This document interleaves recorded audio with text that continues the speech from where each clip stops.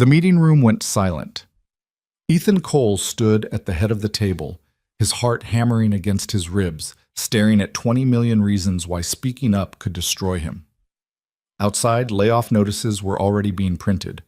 His daughter's face flashed in his mind, Mia, waiting for him to come home, trusting him to keep their world from falling apart. Damian Knox sat 3 chairs down, perfectly composed, his expression daring Ethan to say one word. This was it. The moment where silence meant survival and truth meant everything he'd fought for could vanish in seconds. Ethan opened his mouth, but we're getting ahead of ourselves. If you want to see how a single father with no degree took on a corporate star and fought for everything he had, stay with me until the end. And hey, drop a comment telling me what city you're watching from. I love seeing how far these stories travel. Let me take you back to where it all started. The rain hammered against the floor-to-ceiling windows of Wells and Hart Consulting like it had a personal grudge against glass. Ethan Cole stood in the marble lobby, water still dripping from his thrift store blazer, and wondered if the receptionist could smell his fear. Probably. It mixed well with the cheap coffee he'd chugged on the subway and the faint scent of the detergent he'd used to hand wash his only interview shirt at 2 a.m. "Mr. Cole?" A woman in a charcoal pantsuit appeared, her heels clicking against the polished floor with the precision of a metronome. "They're ready for you." Ethan followed her into an elevator that probably cost more than his annual rent. His reflection stared back at him from the brushed steel walls. 32 years old, dark circles under his eyes, hair that refused to cooperate despite the handful of gel he'd used. He looked exactly like what he was, a guy who didn't belong here. The elevator deposited them on the 14th floor, where everything was glass and chrome and the kind of minimalist design that screamed money. The woman led him down a hallway lined with abstract art that Ethan suspected was supposed to mean something, then stopped at a conference room door. "Good luck," she said, though her tone suggested she didn't think he'd need it, because he didn't have a chance anyway. The conference room was enormous. A table that could seat 20 dominated the space, and at the far end sat 4 people who looked like they'd been assembled by central casting to intimidate job applicants. Ethan recognized the CEO, Serena Vale, from the company website. Mid-50s, silver haircut in a sharp bob, eyes that missed nothing. Next to her sat an older man whose nameplate read Marcus Chen, VP of Engineering, then a younger woman Ethan didn't recognize, and finally, Ethan Cole. The man at the end stood up, extending his hand with a smile that belonged in a toothpaste commercial. "Damian Knox, lead data scientist. I've been looking forward to this." Ethan shook his hand, noting the Rolex, the perfectly tailored suit, the confidence that came from never having worried about making rent. "Thank you for the opportunity. Please sit." Serena gestured to the chair across from them. "I have to say, your application caught our attention. It's not every day we see someone with your unconventional background applying for a senior data analyst position." Unconventional. That was one way to put it. No bachelor's degree, no master's in data science, just a high school diploma, 3 years of community college classes taken at night between shifts, and a portfolio of self-taught projects that Ethan had built in the tiny apartment he shared with his daughter while she slept. "I appreciate you taking the time to review it," Ethan said, keeping his voice steady. "I know my path isn't traditional, but walk us through your technical skills," Marcus interrupted, not unkindly. "The algorithms you're familiar with, the tools you've used." Ethan launched into it, grateful for something concrete to discuss. Python, SQL, R, linear regression, decision trees, neural networks, Tableau, Power BI, Apache Spark. He taught himself all of it, hunched over a laptop held together with electrical tape, following YouTube tutorials and online courses while Mia did her homework at the kitchen table. "Impressive," Damian said when Ethan finished. His smile hadn't wavered, but something in his eyes had changed. "And you built that customer churn prediction model entirely on your own?" "Yes. I was working retail management at the time, and I noticed patterns in why customers stopped coming back, so I started collecting data." "Retail management," Damian nodded slowly. "And before that?" "Warehouse work, deliveries, some restaurant jobs." Ethan didn't mention the stretches of unemployment, the times he'd chosen between paying the electric bill and buying Mia new shoes. Whatever paid the bills while I was learning. And you have a daughter? Serena asked, glancing at her notes. Mia, she's 5. No mention of a spouse. It's just the two of us. Ethan kept his face neutral. He'd learned a long time ago that single fathers occupied a strange space in job interviews. Points for responsibility, minus points for perceived lack of flexibility. But I manage my time well. My childcare situation is stable. Stable was generous. His neighbor Mrs. Chen watched Mia after school for $20 a day, which was half of what Ethan should have been paying, but all he could afford. Mia spent most evenings doing coloring books in the corner of whatever room Ethan was working in, and she'd learned to be quiet about it because Daddy was studying. She was 5 years old, and she understood that noise meant Daddy couldn't learn, and if Daddy couldn't learn, things got scary. Let's talk about the role, Marcus said. Senior data analyst would put you directly under Damien, working on our highest value client projects. Project Horizon, for instance. Our contract with Meridian Retail Group. $20 million over 3 years. We're building a complete customer engagement analytics platform for them. $20 million. Ethan tried not to let his eyes widen. That was more money than he could conceptualize. That was Mia's college fund. That was never worrying about the rent check bouncing again. That was a life he'd only seen in movies. The work would be complex, Damien added. High pressure, long hours sometimes, especially during deliverable sprints. We need someone who can move fast, adapt quickly, and... He paused, his smile sharpening. Follow established protocols. I run a tight ship. Everyone has their role, and the hierarchy exists for a reason. I understand, Ethan said. I'm a team player. Always have been. Are you? Damien leaned forward slightly. Because I'm looking at your portfolio, and I see a lot of solo projects, individual work. That's great for learning, but this isn't a classroom. This is enterprise-level data science with real stakes. Real money. Real consequences if something goes wrong. I understand that. Do you? The smile was still there, but Damien's voice had cooled. Because here's what I'm wondering, Ethan. You've got hustle. You've got determination. That's obvious. But you're applying for a senior role with no formal degree, no enterprise experience, and no track record of working in a professional data science environment. Help me understand why you think you're ready for that. The room felt smaller suddenly. Ethan could see Serena watching him carefully, Marcus frowning slightly at his laptop.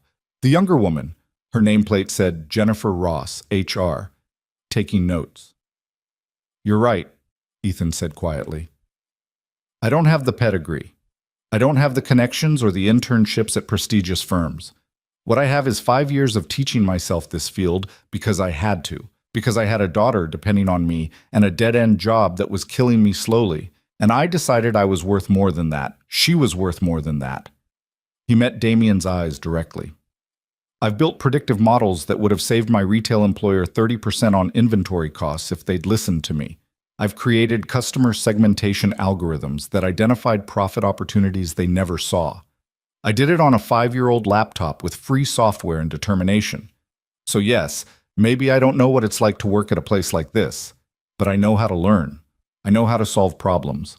And I know how to work harder than anyone else in the room because I've never had the luxury of doing anything else.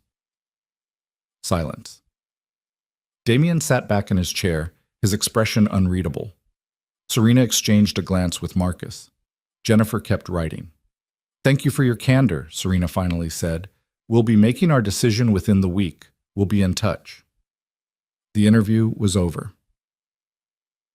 Nights. Ethan stood on the subway platform, his blazer soaked through again from the walk back to the station, and let himself feel the weight of it. They weren't going to hire him. He'd seen it in Damien's face, in the way Serena had wrapped up the conversation. They'd been polite, professional, but the message was clear. Nice try, but no. His phone buzzed. A text from Mrs. Chen. Mia wants to know if you're bringing pizza. I told her probably not, but she's hopeful. Ethan looked at his bank balance. $47 until Friday's paycheck from his current job, doing data entry at a medical billing company for $16 an hour. Pizza would be $12. He could swing it. He texted back. Tell her yes. Be home in an hour. The subway rattled into the station, packed with evening commuters. Ethan squeezed into a corner holding the overhead rail and closed his eyes. Tomorrow he'd wake up at 5:30, get Mia ready for school, drop her at Mrs. Chen's, and go back to the billing company. He'd spend 8 hours entering numbers into spreadsheets, take his 30-minute lunch to study SQL optimization techniques, then pick up Mia and make dinner and help with her homework and put her to bed. After that, if he wasn't too exhausted, he'd work on his projects, build his portfolio, apply to more jobs. It was fine. It was sustainable. It had to be, because the alternative was unthinkable. The train lurched forward, and Ethan opened his eyes. A man across from him was reading something on his tablet, a business article. The headline was visible: Wells and Hart Consulting wins record contract with Meridian Retail. $20 million. Ethan wondered what that much money could solve. Probably everything. Definitely everything that kept him awake at night. Mia attacked the pizza like she'd been starved for days, which wasn't far from the truth. Lunch at school was usually the most substantial meal she got. Ethan watched her from across their tiny kitchen table, cataloging the things he needed to fix. Her shoes were getting too small, her winter coat had a broken zipper, the apartment's heat was unreliable, and winter was coming. "How was school?" he asked. "Good. We learned about butterflies. Did you know they taste with their feet?" "I did not know that." "It's true. Miss Rodriguez said so." Mia took another enormous bite, cheese stretching. "How was your meeting?" "It was good, sweetheart." "Did you get the job?" Ethan hesitated. Mia watched him with those huge dark eyes, her mother's eyes, and he couldn't bring himself to dim the hope in them. "Not yet, they have to decide." "But you did good, right? You told them you're really smart?" "I told them the truth." "Then you'll get it." Mia said it with the absolute certainty of a 5-year-old who still believed her father could do anything. "You're the smartest person I know." Ethan reached across the table and ruffled her hair. "Finish your pizza, then bath time." Later, after Mia was asleep, curled up in her twin bed surrounded by stuffed animals that Ethan had collected from thrift stores and garage sales, he sat on the apartment's fire escape with his laptop. The rain had stopped, leaving the city washed clean and glittering. From here, 14 stories up in a building that had seen better decades, you could almost pretend the view was intentional. Ethan opened his email. Nothing from Wells and Hart, obviously. It had only been a few hours, but there were 2 other rejection emails from applications he'd sent out weeks ago. Standard template responses. "While your qualifications are impressive, we've decided to move forward with other candidates." He closed his laptop and looked out at the city. Somewhere out there, Damian Knox was probably in some expensive restaurant, not thinking about Ethan Cole at all. Serena Vale was making decisions that involved millions of dollars. Marcus Chen was going home to whatever nice house he lived in. And Ethan was here, on a rusty fire escape, wondering if he'd ever be anything more than someone who almost made it. His phone buzzed. A text from an unknown number. "This is Marcus Chen from Wells and Hart. Do you have a few minutes to talk?" Ethan's heart jumped into his throat. He dialed immediately. "Ethan?" Marcus's voice was serious. "I wanted to call you personally. The senior analyst position. We're not going to be able to offer it to you." The disappointment hit like a physical weight. "I understand. Thank you for considering me." "Wait, let me finish." Marcus paused. "Serena was impressed with you. So was I. Your technical knowledge is solid, your attitude is right, and frankly, we need people who aren't afraid of hard work. So here's what we want to propose. Junior data engineer. It's 2 levels below what you applied for, and the salary reflects that, $65,000 to start. But it gets you in the door. It gets you enterprise experience. And if you perform the way I think you will, there's room to move up. 65,000. That was 4 times what Ethan was making now. That was stability. That was Mia getting new shoes without him having to calculate which bill could wait. "When would I start?" Ethan asked. 2 weeks. I'll send over the formal offer tomorrow, but I wanted to give you a heads up tonight. Ethan, I'm going out on a limb here. Damian wasn't thrilled about this. He thinks you need more seasoning. So when you start, you'll need to prove him wrong. I will. Good. Welcome to Wells and Hart. On. Ethan's first day at Wells and Hart Consulting felt like being dropped into a different universe. The engineering floor was open concept, all glass walls and standing desks and monitors everywhere. People moved with purpose, talking in a language of frameworks and sprints and deployment cycles that Ethan was only half familiar with. Ethan Cole? A young guy in a hoodie and expensive sneakers appeared at his desk, which wasn't really a desk, just a section of a long, shared table. I'm Ben Park, DevOps. Marcus said to get you set up. You know Git? Yeah, I've used it for personal projects. Cool. Here's our repo structure. Here's the style guide. Here's where we track tickets. Questions, ask in the Slack channel. Don't ask Damien directly unless it's urgent. He hates getting pinged for small stuff. Ben disappeared before Ethan could ask any follow-up questions. Ethan spent the next hour just trying to configure his development environment, following documentation that assumed knowledge he didn't quite have. Around him, people typed furiously, attended video calls, grabbed coffee from the fancy machine in the break room. You must be the new guy. Ethan looked up. Damien Knox stood there, impeccable in another perfect suit, holding a tablet. Up close, in the office environment, he looked even more polished than he had in the interview. This was his kingdom. First day, Ethan confirmed, still getting oriented. I remember, it's a lot to take in. Damien's smile was friendly, warm even.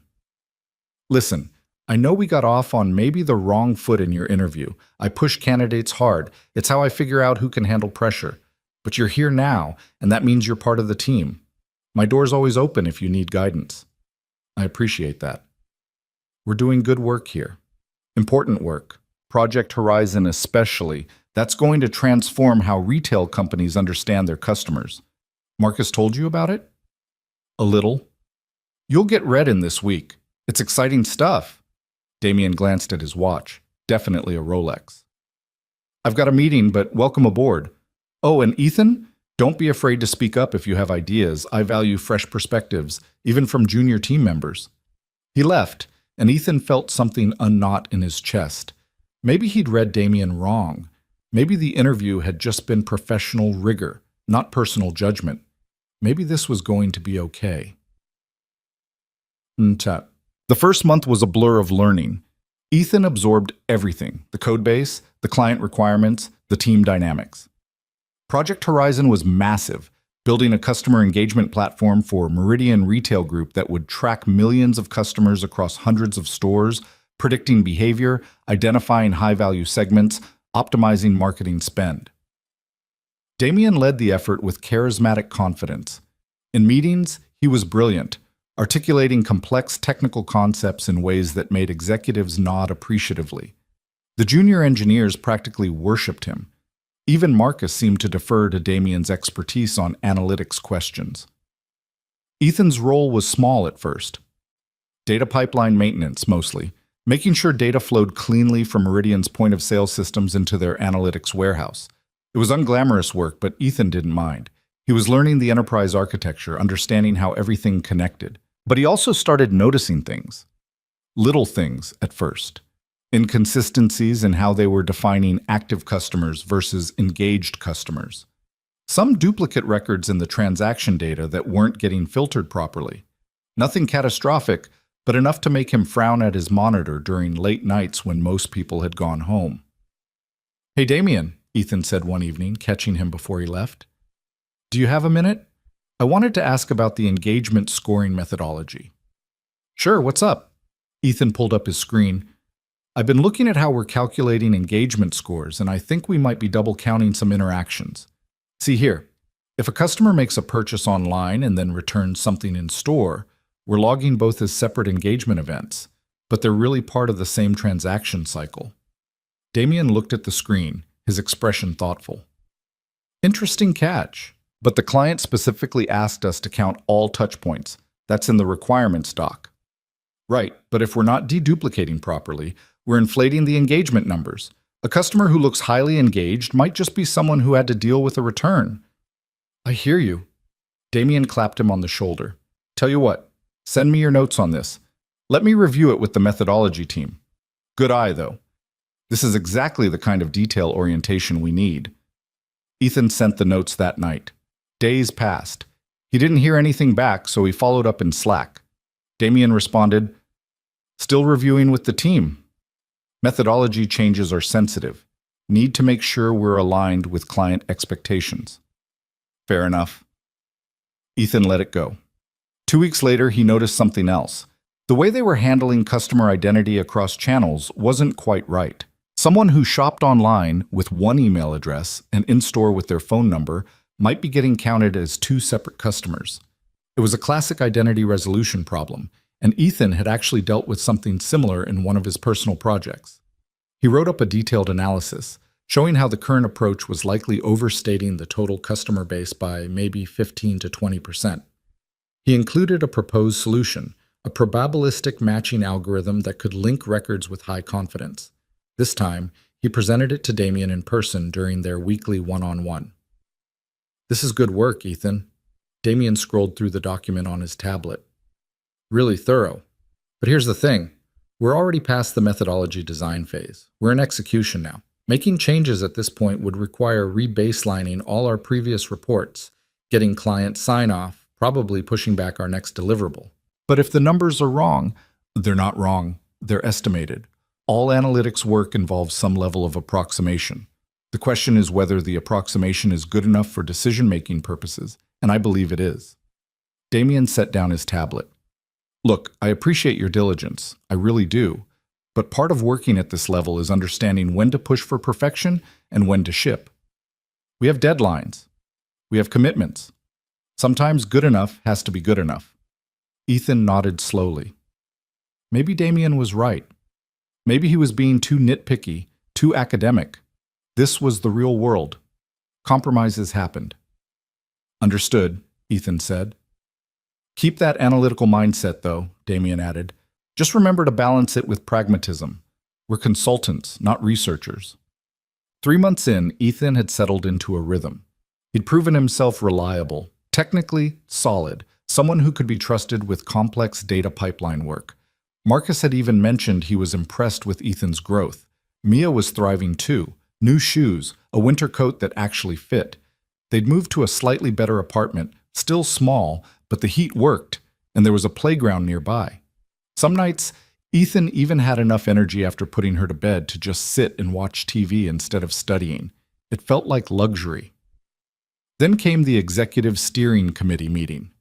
These happened monthly, bringing together Wells and Hart leadership and Meridian's executives to review Project Horizon's progress. Ethan normally wasn't invited. It was for senior people only. But Marcus asked him to attend this one to present on the data pipeline stability metrics. The conference room was packed. Serena Vale at the head of the table. Marcus and Damien. Several people Ethan didn't recognize from Meridian's side, including their chief marketing officer, a sharp-eyed woman named Patricia Okonkwo. Damien was presenting the latest engagement analytics when Patricia interrupted. "These numbers seem high," she said, looking at her copy of the report.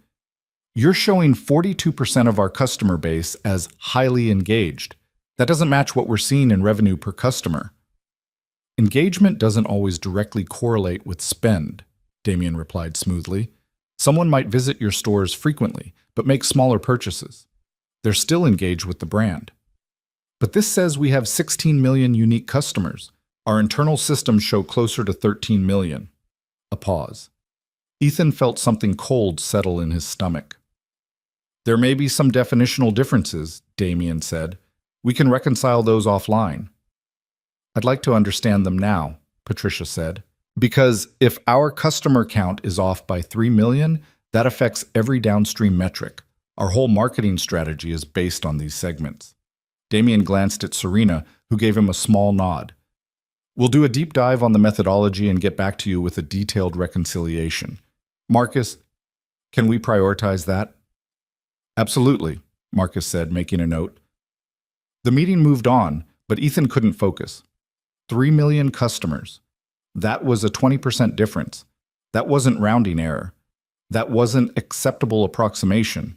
That was the identity resolution problem he'd flagged months ago. After the meeting, Ethan caught Damien in the hallway.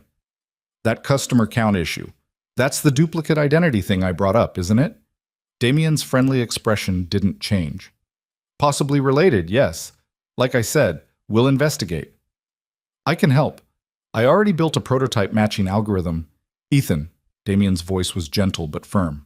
I appreciate your enthusiasm, but this is a sensitive client situation now. I need to handle it at the leadership level. Your job is to keep the pipelines running smoothly, which you do excellently.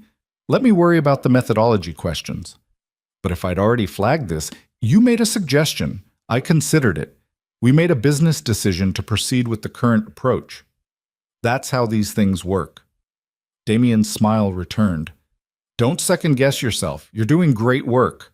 Just stay in your lane, and we'll all be fine. He walked away, leaving Ethan standing in the hallway with a growing sense of unease. That night, Ethan couldn't sleep. He kept thinking about Patricia Okonkwo's face when she'd questioned the numbers, the confidence in Damien's deflection, the way Marcus had just nodded and moved on. He got up, careful not to wake Mia, and opened his laptop. He pulled up the documentation he'd sent Damien months ago about the engagement scoring and identity resolution issues. He read through his own analysis, checking his logic. He wasn't wrong. The methodology had problems. Real problems. But Damien was the lead data scientist. Damien had the PhD, the years of experience, the trust of leadership. Who was Ethan to push back? A junior engineer with no degree who'd been there less than 6 months? He thought about Mia sleeping in the next room, the stability they finally had, the paycheck that let him stop choosing between bills. Was this really the hill to die on? Ethan closed his laptop and went back to bed, but he didn't sleep. The next morning, there was a company-wide email from Serena Vale. Subject line, Q4 goals and team expansion. The email was mostly corporate boilerplate, but one paragraph stood out.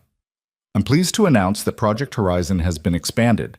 Meridian Retail Group has increased their contract by another $8 million and extended the timeline by 2 years.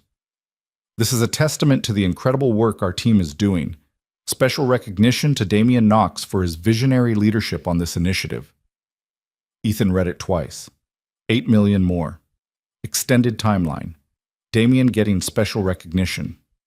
He opened Slack and sent a message to Ben Park. Hey, do you have a few minutes to grab coffee? They met in the break room. Ben, who'd been at Wells and Hart for 3 years, knew where all the bodies were buried. What's up? Ben asked, dumping sugar into his coffee. Can I ask you something off the record? Sure. Have you ever noticed, issues with how Damien runs projects?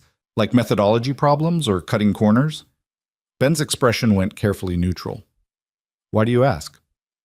Just something I've been wondering about. Ethan? Ben looked around, making sure they were alone. Let me give you some advice. Damien is brilliant. He's also extremely good at managing up. Serena loves him. Clients love him. If you have concerns about his work, you better be absolutely certain before you say anything, because it won't go well for you. What do you mean? There was a guy before you, senior engineer named Tom. He raised some questions about one of Damien's models, thought it was overfitted, not going to perform well in production. Damien said Tom was being too theoretical, not understanding business needs. Serena sided with Damien. Tom got frustrated and left. The model went into production and it was fine. Not great, but fine. Good enough. So Damien was right? Damien was right enough. Ben sipped his coffee. That's his genius. He's not usually completely wrong. He's just optimistic. He believes in the vision, sells the vision, and then makes reality fit the vision well enough that nobody can definitively say he failed. And if you try to say otherwise, you're the problem, not him. Ethan felt something sink in his chest. Got it. Look, you're doing good work. You're reliable. You're smart. Marcus likes you. Just keep your head down. Do your job and you'll be fine. Don't try to be the hero who fixes everything. Heroes here tend to become cautionary tales. Ethan tried to follow Ben's advice. He focused on his assigned tasks, kept the pipelines running, showed up early, stayed late when needed. He was a team player, dependable, invisible. But the problems didn't go away. Every week there were new reports going to Meridian based on what Ethan increasingly believed was flawed methodology. Every week Damien presented insights that sounded impressive but rested on shaky foundations. And every week, Ethan said nothing. Until the client audit was announced. It came via email on a Wednesday morning. Patricia Okonkwo had convinced Meridian's executive team to bring in an independent consulting firm to validate Wells and Hart's analytics methodology before they committed to the expanded contract. Standard due diligence, the email said. Nothing to worry about. Damien called an emergency team meeting. This is a fantastic opportunity, he told them, his smile bright and confident. A chance to showcase the rigor of our work. The audit team will be reviewing our code, our documentation, our analytical processes. I want everyone to be responsive, professional, and proud of what we've built. Around the table, people nodded. Marcus looked less enthusiastic, but said nothing. Ethan, Damien continued, since you've been doing such good work on the data pipelines, I'd like you to be the point person for any infrastructure questions they have. Can you handle that? Sure, Ethan said. Great. Let's show them what Wells and Hart quality looks like. The audit started the following week. 3 people from a firm called Verity Analytics set up in a conference room and started requesting documentation. Ethan provided pipeline architecture diagrams, data lineage documents, quality assurance test results. Everything they asked for. Then they started asking about the analytical methodology. Can you walk us through how you're defining customer engagement? The lead auditor, a woman named Dr. Sarah Chen, asked Damien. Ethan was in the room as support. He watched Damien explain the scoring system, the touchpoint weighting, the recency calculations, the segmentation logic. It sounded sophisticated, convincing. And how are you handling identity resolution? Dr. Chen asked. Matching the same customer across online and in-store channels? We're using a combination of deterministic matching, exact email and phone number matches, and probabilistic matching for edge cases, Damien said. That wasn't quite true. They were mostly doing deterministic matching, and the edge cases were being dropped or duplicated. Ethan knew because he maintained the pipeline that did the matching. Can we see the code for the probabilistic matching? Dr. Chen asked. Of course. Ethan, can you pull that up? Ethan's throat went dry. There was no probabilistic matching code. Not really. There was a rudimentary script that someone had written years ago and never properly maintained. The code is in the repository, Ethan said slowly, but I should mention that the matching is mostly deterministic. The probabilistic component is pretty minimal. Damien's smile didn't waver, but something flashed in his eyes. We prioritize precision over recall. Better to be conservative in matching than to create false positives. I see, Dr. Chen said, making a note. And what's your estimated false negative rate? Customers who should be matched but aren't. We can get you those numbers, Damien said smoothly. Ethan, add that to the follow-up items. The audit continued for 2 weeks. Every day, Dr. Chen and her team asked harder questions. Every day, Ethan watched Damien deflect, explain, reframe.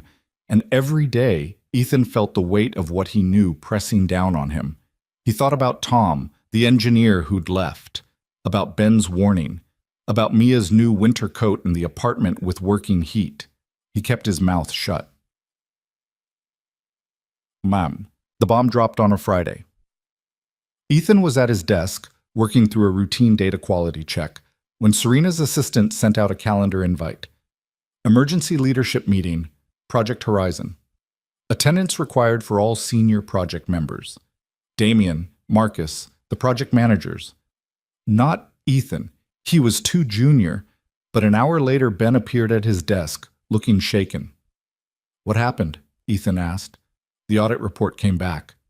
Ben's voice was low. It's bad. Really bad. How bad? They're recommending Meridian terminate the contract. Ethan felt his stomach drop. What? The auditors found major issues with the methodology. The customer count is overstated by at least 20%.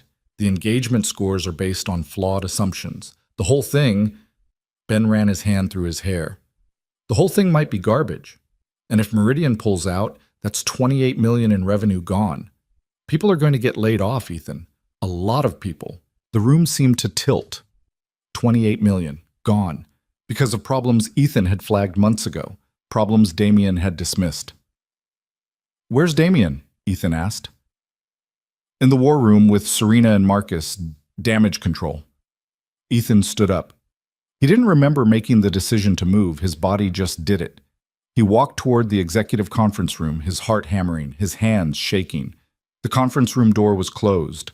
Through the glass wall, he could see them, Serena at the head of the table, her face granite. Marcus looking devastated, and Damien standing at the whiteboard gesturing as he talked.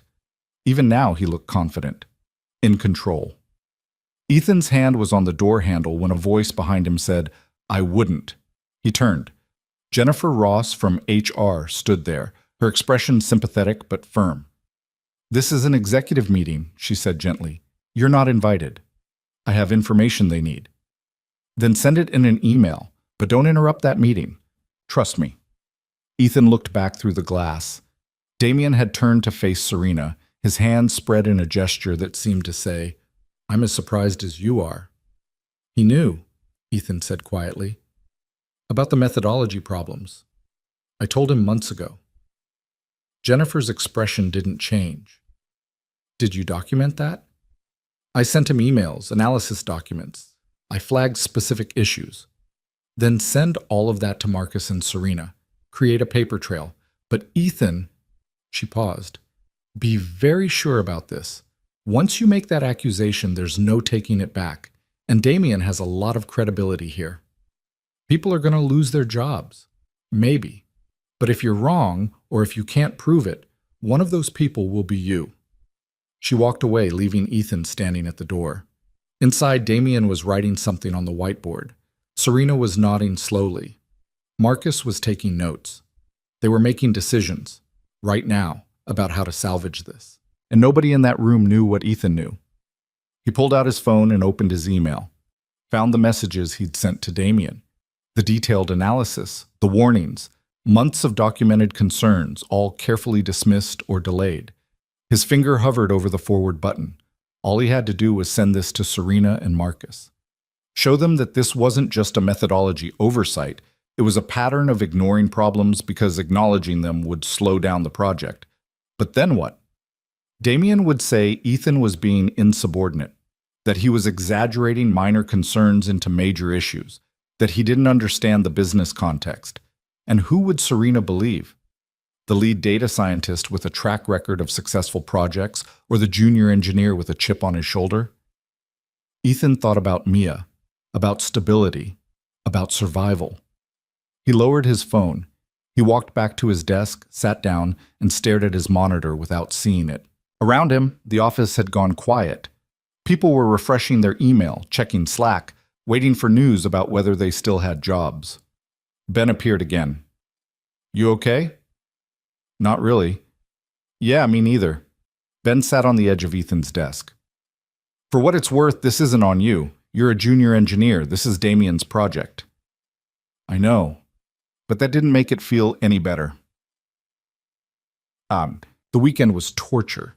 Ethan couldn't stop thinking about the meeting he hadn't attended, the email he hadn't sent.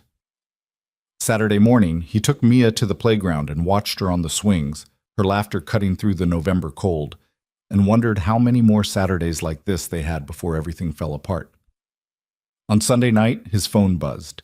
An email from Serena Vale sent to the entire Project Horizon team. "Team, as you may have heard, the Verity audit has identified some concerns with our analytical methodology on Project Horizon. I want to be transparent. These are serious issues that we need to address immediately. Effective tomorrow, I am implementing the following changes. 1. Damien Knox will be leading a 48-hour deep dive to identify the root causes of the methodology gaps and propose solutions. 2. All project deliverables are frozen until we have a validated approach. 3. We will be meeting with Meridian leadership on Wednesday to present our remediation plan. I have full confidence in our team's ability to address this situation. We have the talent, the expertise, and the commitment to make this right. More details tomorrow. Serena." Ethan read it 3 times. Damien was leading the investigation into Damien's methodology. That was the plan. He opened his laptop and pulled up his documentation again. The emails, the analysis, the warnings, all of it, carefully archived and ignored. Then he opened a new document and started writing. Not an email, not yet. Just a timeline. A clear, factual record of what he'd flagged, when he'd flagged it, and how it had been dismissed. He worked until 3 in the morning, triple-checking every detail. By the time he finished, he had a 15-page document with dated email references, specific technical concerns, and a proposed solution, the same identity resolution and engagement scoring fixes he'd suggested months ago. He saved it, closed his laptop, tried to sleep. Monday morning came too fast. The office felt like a wake. People spoke in hushed tones, avoiding eye contact. The usual banter was gone. Everyone knew that whatever Damien presented to Serena would determine whether they still had jobs by the end of the week. At 10 a.m., Damien sent out a meeting invite. Project Horizon, methodology review session. Required attendance for the core technical team, including Ethan. The conference room was packed. Damien stood at the front looking like he'd been up all night, but still composed, still in control. "All right, everyone," he began. "We've got 48 hours to fix this, so let's dive in." The audit identified 3 main issues: customer identity resolution, engagement scoring methodology, and data quality controls. I've been reviewing our approach, and I believe we can address all of these with some targeted refinements. He clicked to his first slide. It was Ethan's identity resolution algorithm, the one Ethan had proposed 6 months ago. For identity resolution, Damien continued, we need to implement a more sophisticated probabilistic matching system. I've been working on an approach that uses... He described Ethan's algorithm, almost word for word from the document Ethan had sent him. Nobody noticed. Or if they did, they didn't say anything. For engagement scoring, we need to deduplicate touch points and weight them more accurately. Again, Ethan's analysis, his recommendations. Marcus was taking notes, nodding along. The other engineers were pulling up code, already thinking about implementation. Damien kept talking, presenting Ethan's work as his own brilliant overnight solution to a crisis he'd helped create. And something in Ethan snapped, not dramatically, not loudly, just a quiet internal fracture, the sound of his silence finally breaking. He waited until Damien finished presenting, until the room started discussing implementation timelines and resource allocation. Then he raised his hand. "Damien," he said, his voice calmer than he felt, "that identity resolution approach. I sent you a detailed proposal on that back in July. Do you remember?" The room went very quiet. Damien's smile held. "You may have mentioned something about identity matching, yes. This is a more developed version. It's the same algorithm. I can pull up my original documentation if you'd like." "Ethan." Damien's voice was patient, like he was talking to a child.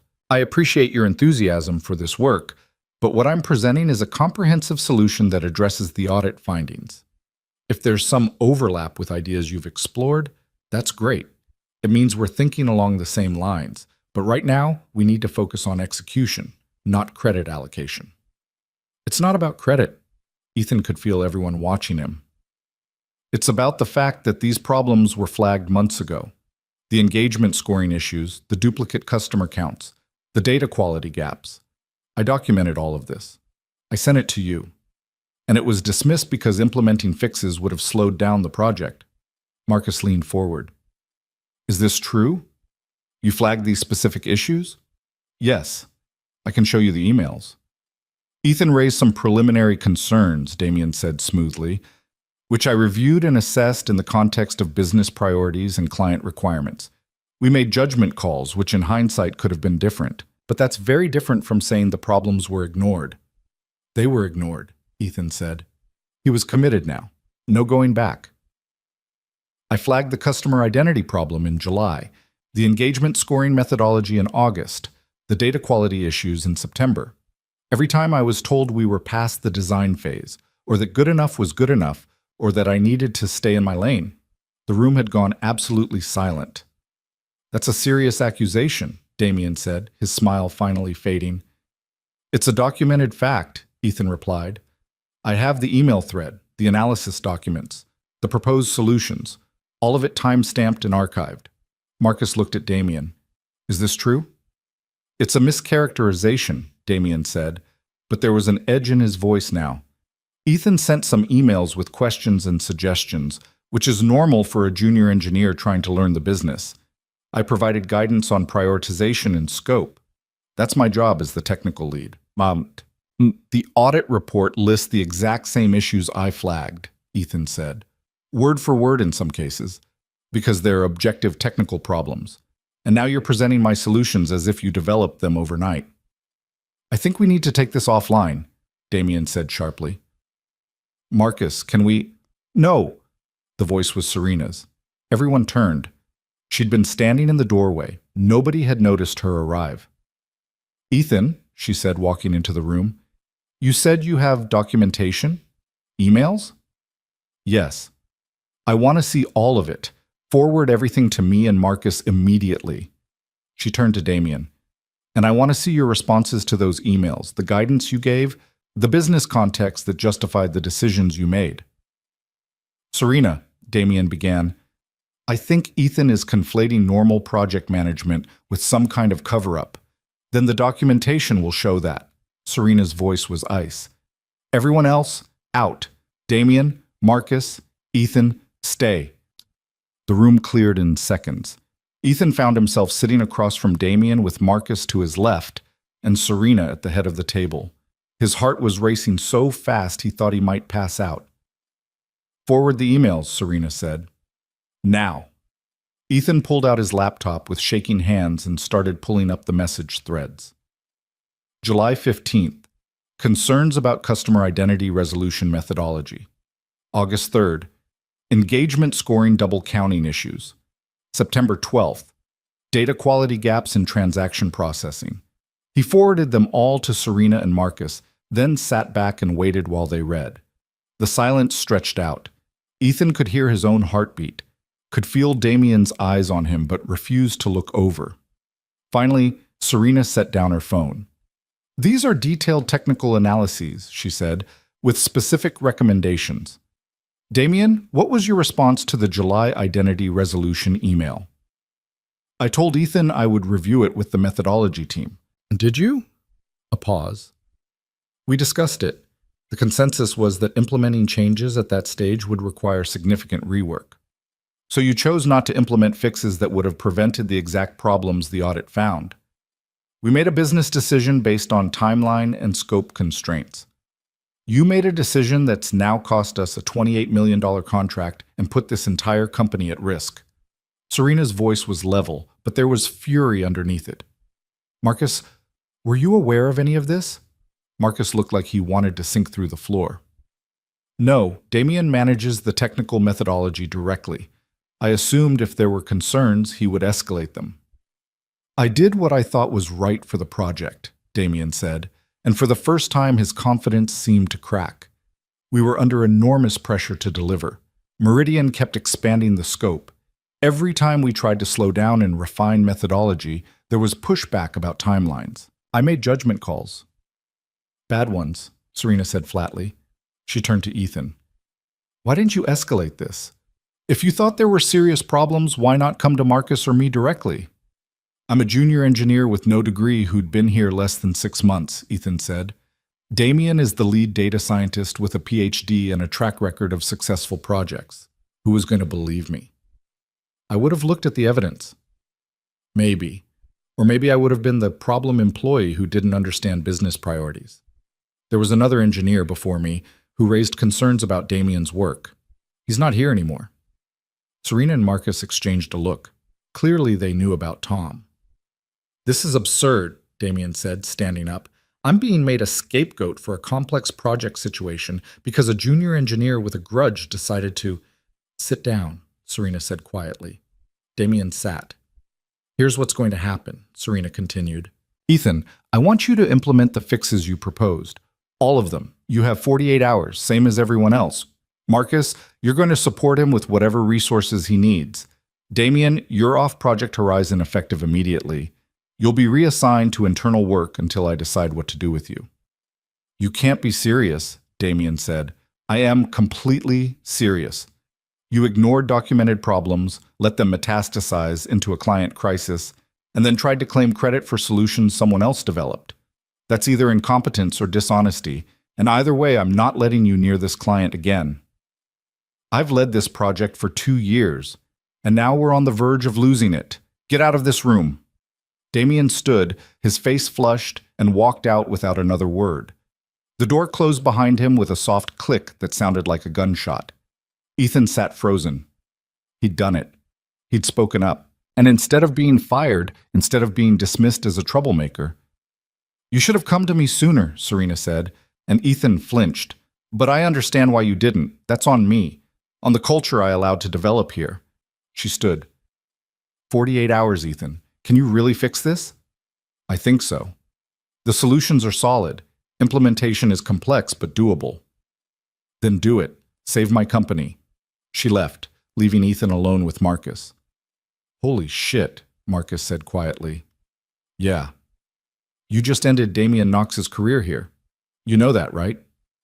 "I didn't mean to." "I know, but you did." Marcus rubbed his face. "For what it's worth, you were right to speak up. I should have been paying closer attention. I got comfortable letting Damian run his own show, and that was a mistake." He stood. "Come on. We have work to do. Let's go save this thing." The next 48 hours were the most intense of Ethan's life. He pulled in Ben and 2 other engineers, walked them through the methodology fixes, and they divided up the implementation. Identity resolution algorithm, engagement scoring recalculation, data quality checks, and deduplication. Ethan barely slept.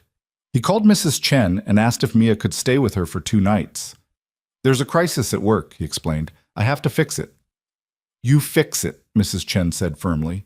"I'll take care of the little one." They worked around the clock. Code reviews at midnight, database migrations at 3 a.m., testing, debugging, validating. Every number had to be perfect. Every assumption had to be documented. This wasn't about being good enough anymore. This was about being right. On Wednesday morning, with 2 hours to spare before the client meeting, Ethan ran the final validation report. The new customer count, 13.2 million. Within 2% of Meridian's internal number. The engagement scores, recalibrated, deduplicated, accurate. The whole methodology, documented, defensible, true.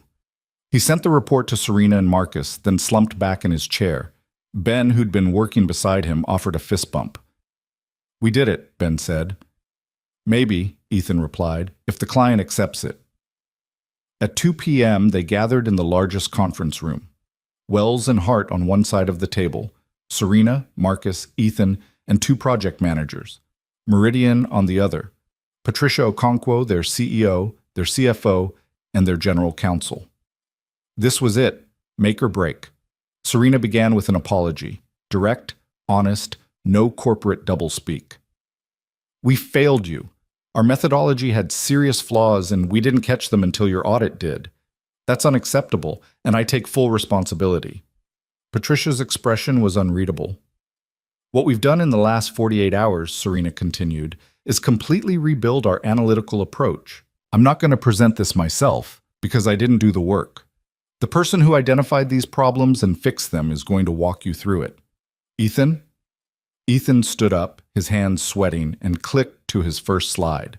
For the next hour, he presented everything, the old methodology and its flaws, the new approach and why it was better, the validation results, the customer count reconciliation. He didn't try to hide the mistakes or sugarcoat the problems. He just showed them the truth as clearly as he could. When he finished, the room was quiet. Then Patricia said, "You're the junior engineer, right? The one who just started this year?" "Yes, ma'am." "And you flagged these problems months ago?" "Yes, ma'am." "Why didn't anyone listen to you?" Ethan glanced at Serena, who nodded slightly. "Because I didn't push hard enough, and because the culture didn't encourage challenging senior people's decisions." "Has that culture changed?" Serena answered. "It's changing, as of this week, and Ethan is Exhibit A of that change." Patricia looked at her CEO, then back at Ethan. "This new methodology, how confident are you in it?" "Very confident. It's based on established best practices, thoroughly documented and validated against your internal data. I'd stake my professional reputation on it." "You don't have much of a professional reputation yet. You've been in this field, what, a year?" "Yes, ma'am, but I'm right." The smallest smile crossed Patricia's face. "I believe you are." She looked at Serena. "Here's our position. We're willing to continue the contract on 3 conditions. 1, Ethan Cole becomes the lead technical consultant on this project. 2. You give us monthly methodology reviews with full transparency. 3. We want a 20% reduction in fees for the next 6 months to compensate for the time we lost. Serena didn't hesitate. Agreed. Then we have a deal. The handshakes were professional, cordial. When Meridian's team left, Ethan felt his legs go weak. They'd done it. The contract was saved. The company was saved. Serena turned to him. Lead technical consultant. That's a senior role. Are you ready for that? Yes, I think so. You better be, because you're about to get a salary that matches it. Marcus will work out the details. She paused. Thank you, Ethan, for speaking up when it mattered. I know that couldn't have been easy. It wasn't, but it was right. Yes, it was. That night, Ethan picked up Mia from Mrs. Chen's apartment. She ran to him and wrapped her arms around his legs, and he picked her up and held her tight. Did you fix it, Daddy? She asked. Yeah, sweetheart. I fixed it. I knew you would. You're the smartest person I know. Ethan carried her down to the street where a light snow was starting to fall. How about we get ice cream? It's snowing. So? We'll get chocolate with sprinkles. They walked to the ice cream shop 3 blocks away, Mia chattering about her 2 days with Mrs. Chen and the drawings she'd made. Ethan only half listened, still processing everything that had happened. He'd spoken up. He'd risked everything. And somehow, impossibly, it had worked. His phone buzzed, a text from Marcus. Formal offer letter coming tomorrow. Senior data scientist, $125,000 base plus bonus. Welcome to the leadership team. Ethan looked at the number. Then he looked at his daughter, completely absorbed in choosing ice cream flavors. He thought about the fire escape where he used to sit, wondering if he'd ever be more than someone who almost made it. He'd made it. Not because he had the pedigree or the connections or the perfect background, but because he'd been right and he'd refused to stay silent. The ice cream shop was warm and bright. Mia got chocolate with rainbow sprinkles. Ethan got vanilla. They sat by the window and watched the snow fall on the city, and for the first time in as long as he could remember, Ethan felt like he could breathe. Daddy? Mia asked, chocolate on her nose. Yeah? Are you happy? Ethan smiled. Yeah, sweetheart. I really am. Outside, the city glittered in the snow. Tomorrow would bring new challenges, a senior role to grow into, a team to lead, a company to help rebuild. But tonight there was just this, ice cream and his daughter, and the quiet knowledge that he'd fought for what was right and won. For the first time in 5 years, the future felt like a promise instead of a threat. And that was enough. The Monday morning after the Meridian meeting felt different. Ethan walked into Wells and Hart with Mia's goodbye kiss still warm on his cheek and a coffee he'd actually paid for without checking his account balance first. The lobby receptionist smiled at him, really smiled, not the polite nothing she'd given him 6 months ago. Word traveled fast in a company this size. The elevator doors opened on 14, and Ben was waiting. There he is, Ben said, grinning. The man who saved the company. How's it feel? Terrifying, Ethan admitted. I keep waiting for someone to tell me it was all a mistake. Not a mistake. You earned this. Ben walked with him toward the engineering floor. Fair warning, though, Damien's been cleaning out his office since Friday. He's still here. Ethan's stomach tightened. Did Serena fire him? Reassigned to internal projects, officially, but everyone knows what that means. He's being managed out. Ben lowered his voice as they approached the main floor. He requested the transfer himself, apparently. Couldn't handle reporting to Marcus after everything. The engineering floor looked the same as always. Glass walls, standing desks, the hum of focused work. But people looked up when Ethan passed. A few nodded. One of the senior engineers, a woman named Andrea who'd barely spoken to him before, said, Nice work last week, Cole. Thanks, Ethan managed. His desk was exactly where it had always been, but there was an envelope on his keyboard. Wells and Hart letterhead. He opened it with shaking hands. The offer letter made it official. Senior data scientist. Salary $125,000 plus performance bonus. Effective immediately. Benefits package, equity options, the whole package. At the bottom, a handwritten note from Serena. Looking forward to seeing what you build next. SV.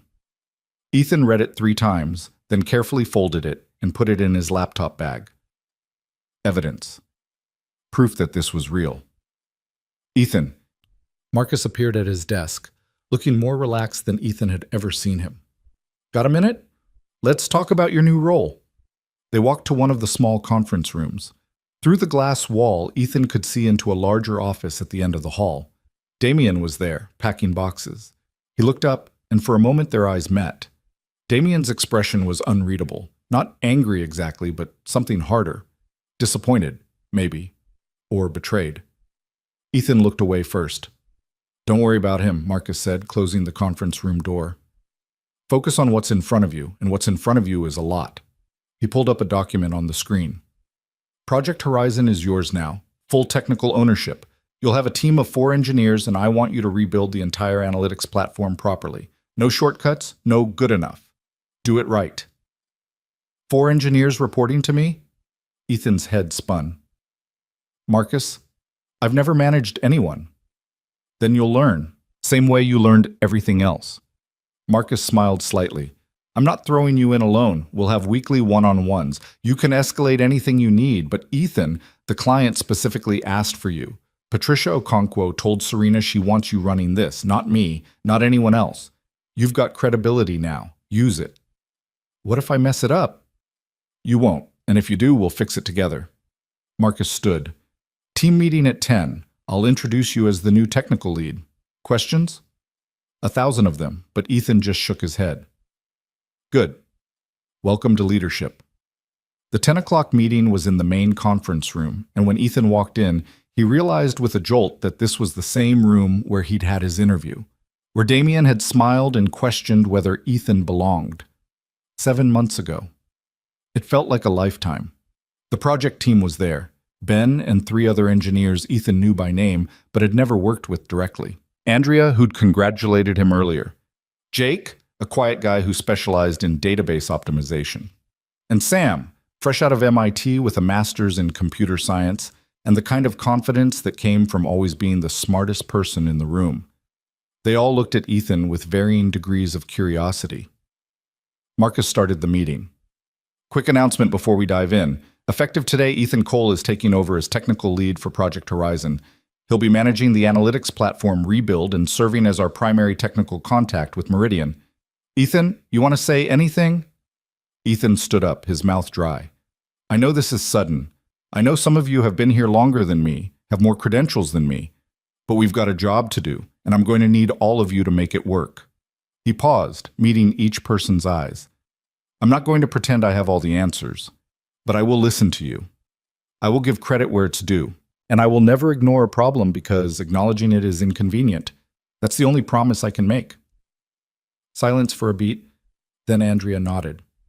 Fair enough. What do you need from us first? Relief flooded through him. Let's start with a methodology review. I want everyone to look at the new approach we presented to Meridian and poke holes in it. Find the weaknesses. Tell me what could go wrong. We have 6 weeks until the first major deliverable, and I want it bulletproof. The meeting shifted into technical discussion. Ben asked about edge cases in the identity resolution algorithm. Jake raised concerns about database performance at scale. Sam, surprisingly, was quiet for most of it, just taking notes with an expression Ethan couldn't quite read. When the meeting ended, Sam hung back. Can I talk to you for a minute? Sam asked. Sure. They moved to the hallway. Sam was younger than Ethan, maybe 24, with the kind of easy competence that came from a straight path. Good high school, better college, master's degree, job offers from everywhere. The kind of path Ethan had never had access to. I just want to say, Sam began, then paused. Look, I'm going to be honest.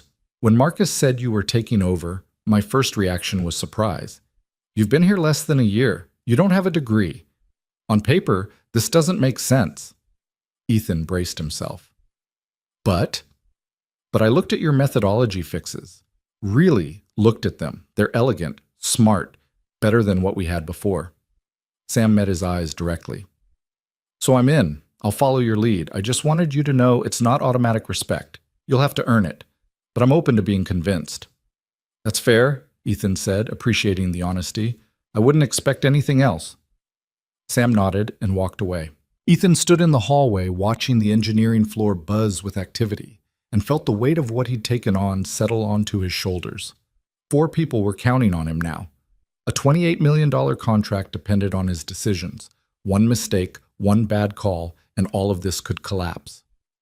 He pulled out his phone and texted Mrs. Chen. "Going to be late tonight, working on the new project. Can you keep Mia until 7? The response came immediately. "Of course, she's helping me make dumplings. Take your time." Ethan smiled. Mrs. Chen had been asking for a raise for months, and now he could finally give her one. Actually, he could pay her properly. Double what he'd been paying before. That was one problem solved, at least. His phone buzzed again. A calendar invite from Serena. Leadership team meeting, Fridays at 8 a.m. He was on the distribution list now. Leadership team. Him. "Ethan." He turned. Damien stood there, a box of belongings in his arms. Up close, he looked tired. The polish was still there, expensive shirt, perfect hair, but something had dimmed. "Hey," Ethan said carefully. "Congratulations on the promotion. You earned it." Damien's voice was neutral, but his jaw was tight. "Damien, I didn't mean to..." "Didn't mean to what? Tell the truth? Expose my mistakes?" Damien shifted the box. "I'm not here to make this dramatic. I just wanted to say, you were right about the methodology, about the problems. I knew it, and I ignored it because I was arrogant, because I thought I could manage around it." He paused. "That doesn't mean I'm not angry. I am, but you were right." "I'm sorry it happened this way," Ethan said quietly. "Are you?" "Because from where I'm standing, you got everything you wanted. My job, my project, my credibility." Damien's smile was bitter. "But hey, that's how it works, right? Meritocracy in action. I never wanted your job. I just wanted to do good work. And now you get to do it as a senior data scientist while I'm analyzing internal HR metrics." Damien started to walk away, then stopped. "One piece of advice, since you're going to be in my old seat. Leadership isn't about being right. It's about getting people to follow you even when you're wrong. You figured out the first part. Good luck with the second." He left, and Ethan stood there feeling hollowed out. There was no satisfaction in watching someone fall, even someone who'd dismissed him and ignored his warnings. Damien had been brilliant once. Maybe still was. He just made bad choices, and now he was paying for them. Ethan walked back to his desk and opened his laptop. He had work to do. The next 3 weeks were a controlled sprint. Ethan and his team rebuilt the analytics platform piece by piece, documenting everything, testing relentlessly. He learned to delegate, to trust his team's expertise, to push back when timelines felt aggressive. He learned to run meetings that didn't waste people's time and to make decisions without second-guessing himself into paralysis. He also learned that management was exhausting in ways coding never had been. "Andrea thinks we should use a different clustering algorithm," Ben told him one afternoon. "Sam agrees with you that k-means is fine for this use case. Jake doesn't care as long as it's fast. What do you want to do?" What did he want to do? A month ago, Ethan would have just implemented whatever Damien told him to. Now 4 people were waiting for his answer, and the decision would affect months of work. "Set up a meeting," Ethan said. 30 minutes. Andrea and Sam can each present their case. We'll look at the trade-offs, and we'll decide together. If we can't reach consensus, I'll make the call. The meeting happened. Andrea made a compelling argument for hierarchical clustering, more accurate, better interpretability. Sam countered that k-means was faster, and the accuracy difference was marginal for their use case. Ethan listened to both, asked questions, and finally said, "We're going with Andrea's approach. The accuracy matters more than the speed here, and we can optimize performance later if we need to." Sam nodded, accepting the decision without argument. Andrea looked pleased, and Ethan realized with a start that he'd just made a leadership call, and people had listened. That night he got home at 8:30. Mia was already in her pajamas, working on a drawing at the kitchen table. "Sorry I'm late, sweetheart," Ethan said, kissing the top of her head. "It's okay. Mrs. Chen made me dinner." Mia held up her drawing, a crayon rendering of 2 people, one tall and one small, holding hands. "This is us. It's beautiful." The tall one is you at your important job. The small one is me being proud of you. Ethan's throat tightened. He sat down next to her. You know what? I'm proud of you too. You've been so patient while Daddy's been working a lot. Are you still going to work a lot? Probably, for a while, but I'm going to try to be home for dinner more. And we're going to do something fun this weekend, just you and me. Your choice. The Science Museum? Absolutely. We'll spend the whole day there. Mia beamed, and Ethan felt the familiar tug of guilt and love that defined single parenthood. He was doing better now, making more money, building a career. But he was also working longer hours, missing more bedtimes. Was this trade worth it? He looked at Mia's drawing, at her proud smile, and decided it was. As long as she knew she came first, as long as he didn't lose himself in the ambition the way Damien had. The first major deliverable for Meridian came due on a Wednesday in mid-December. Ethan had been at Wells and Hart for 8 months, in the senior role for 3 weeks. It felt both too soon and perfectly timed. Patricia Okonkwo and her team arrived at 9 sharp. They'd requested a technical deep dive, not just pretty slides, but actual code reviews and methodology walkthroughs. This was the test. If they approved this deliverable, the contract continued. If not, everything Ethan had built could still fall apart. Good morning, Ethan said, standing at the front of the conference room. His team sat along one side of the table. Ben, Andrea, Jake, Sam. Serena and Marcus were there too, silent support. Thank you for coming. We're going to walk through the complete analytics platform rebuild.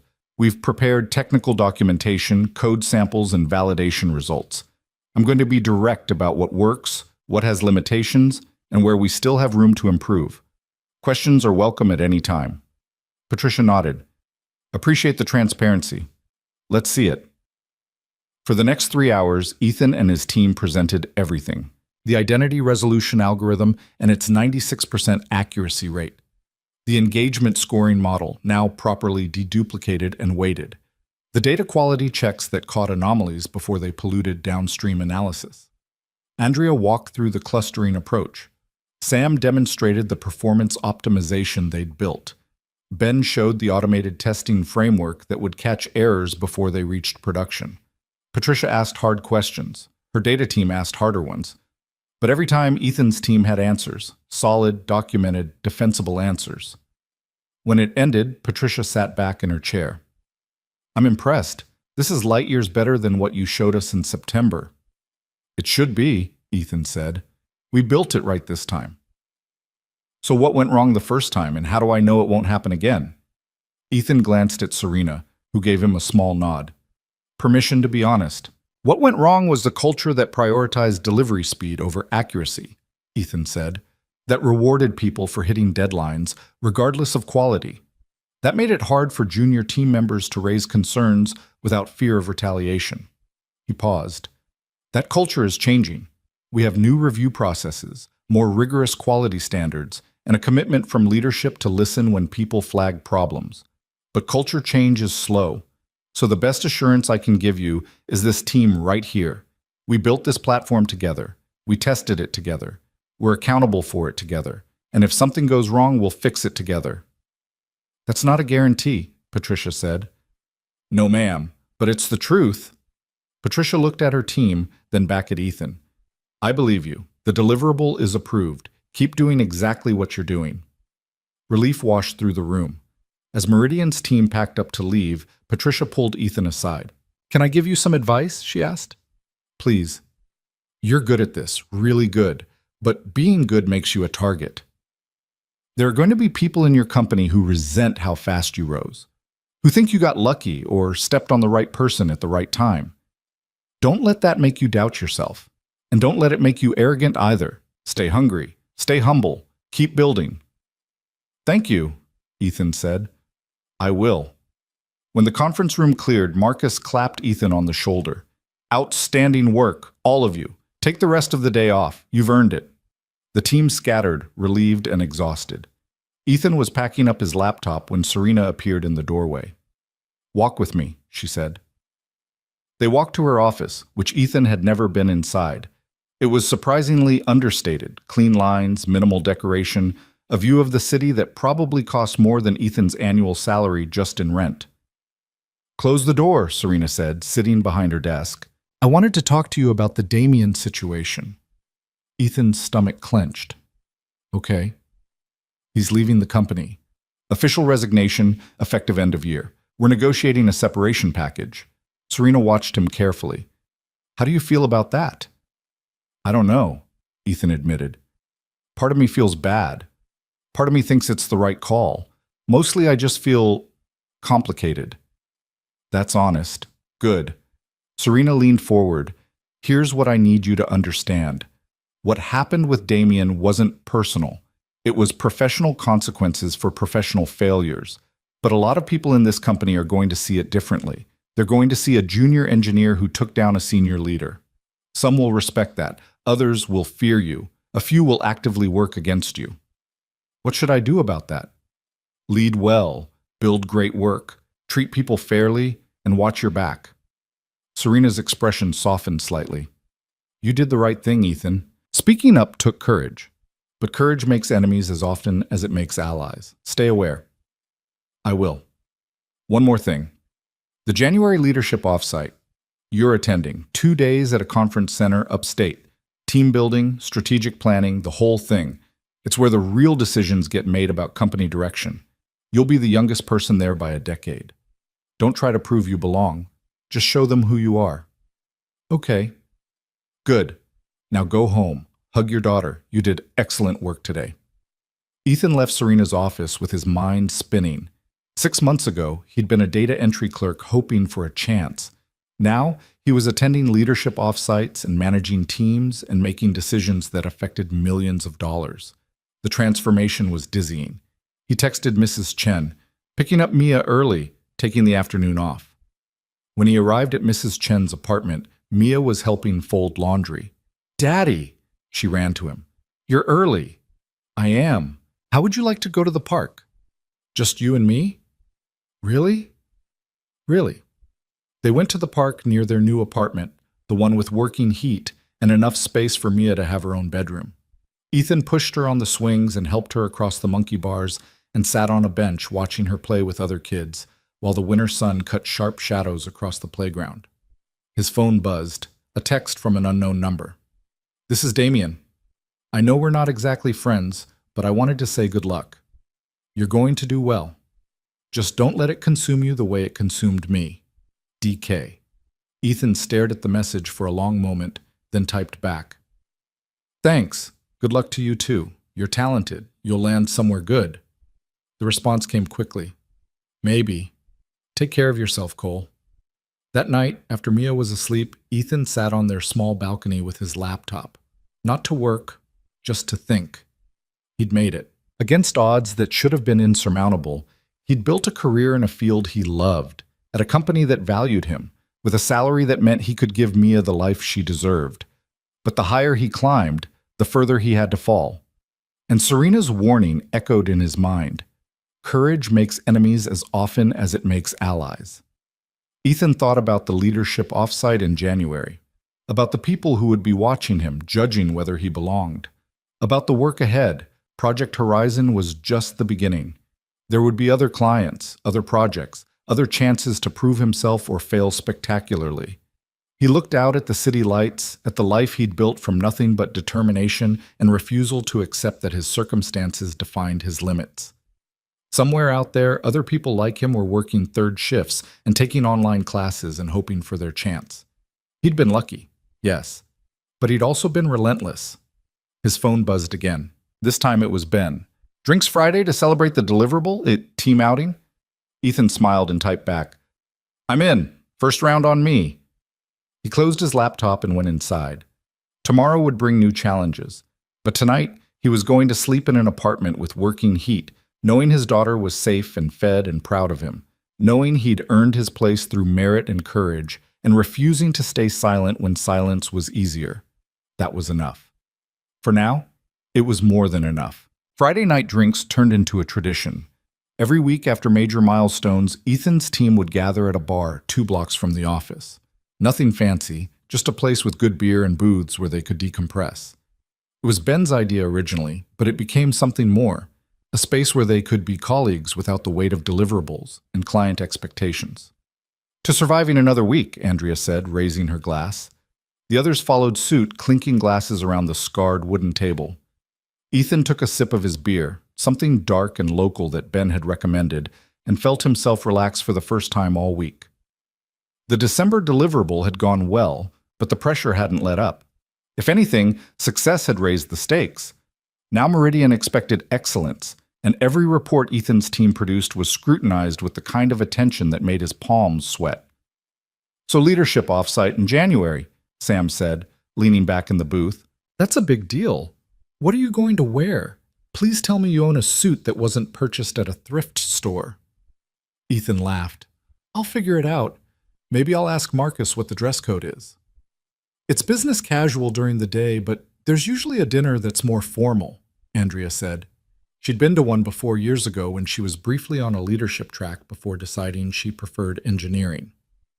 "Just pack layers. The conference center is always either freezing or boiling. No in between." "Helpful. Thanks." Ethan made a mental note to actually buy new clothes. His wardrobe had improved since the promotion, but barely. Most of his salary increase had gone toward moving to a better apartment, paying Mrs. Chen properly, and building an emergency fund. The idea of dropping money on clothes still felt frivolous.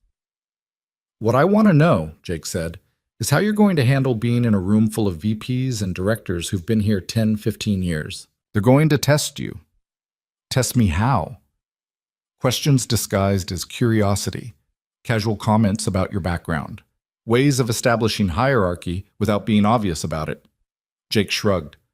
"Corporate politics. You'll figure it out." "Or you'll crash and burn spectacularly," Sam added cheerfully. "Either way, it'll be educational." "You're a real confidence booster, you know that?" Ethan said, but he was grinning. "I'm being realistic. You're good at the technical work, Ethan, really good. But this is different. This is schmoozing and networking and reading a room. Can you do that?" It was a fair question. Ethan's entire career had been built on being right, on working harder than everyone else, on technical excellence.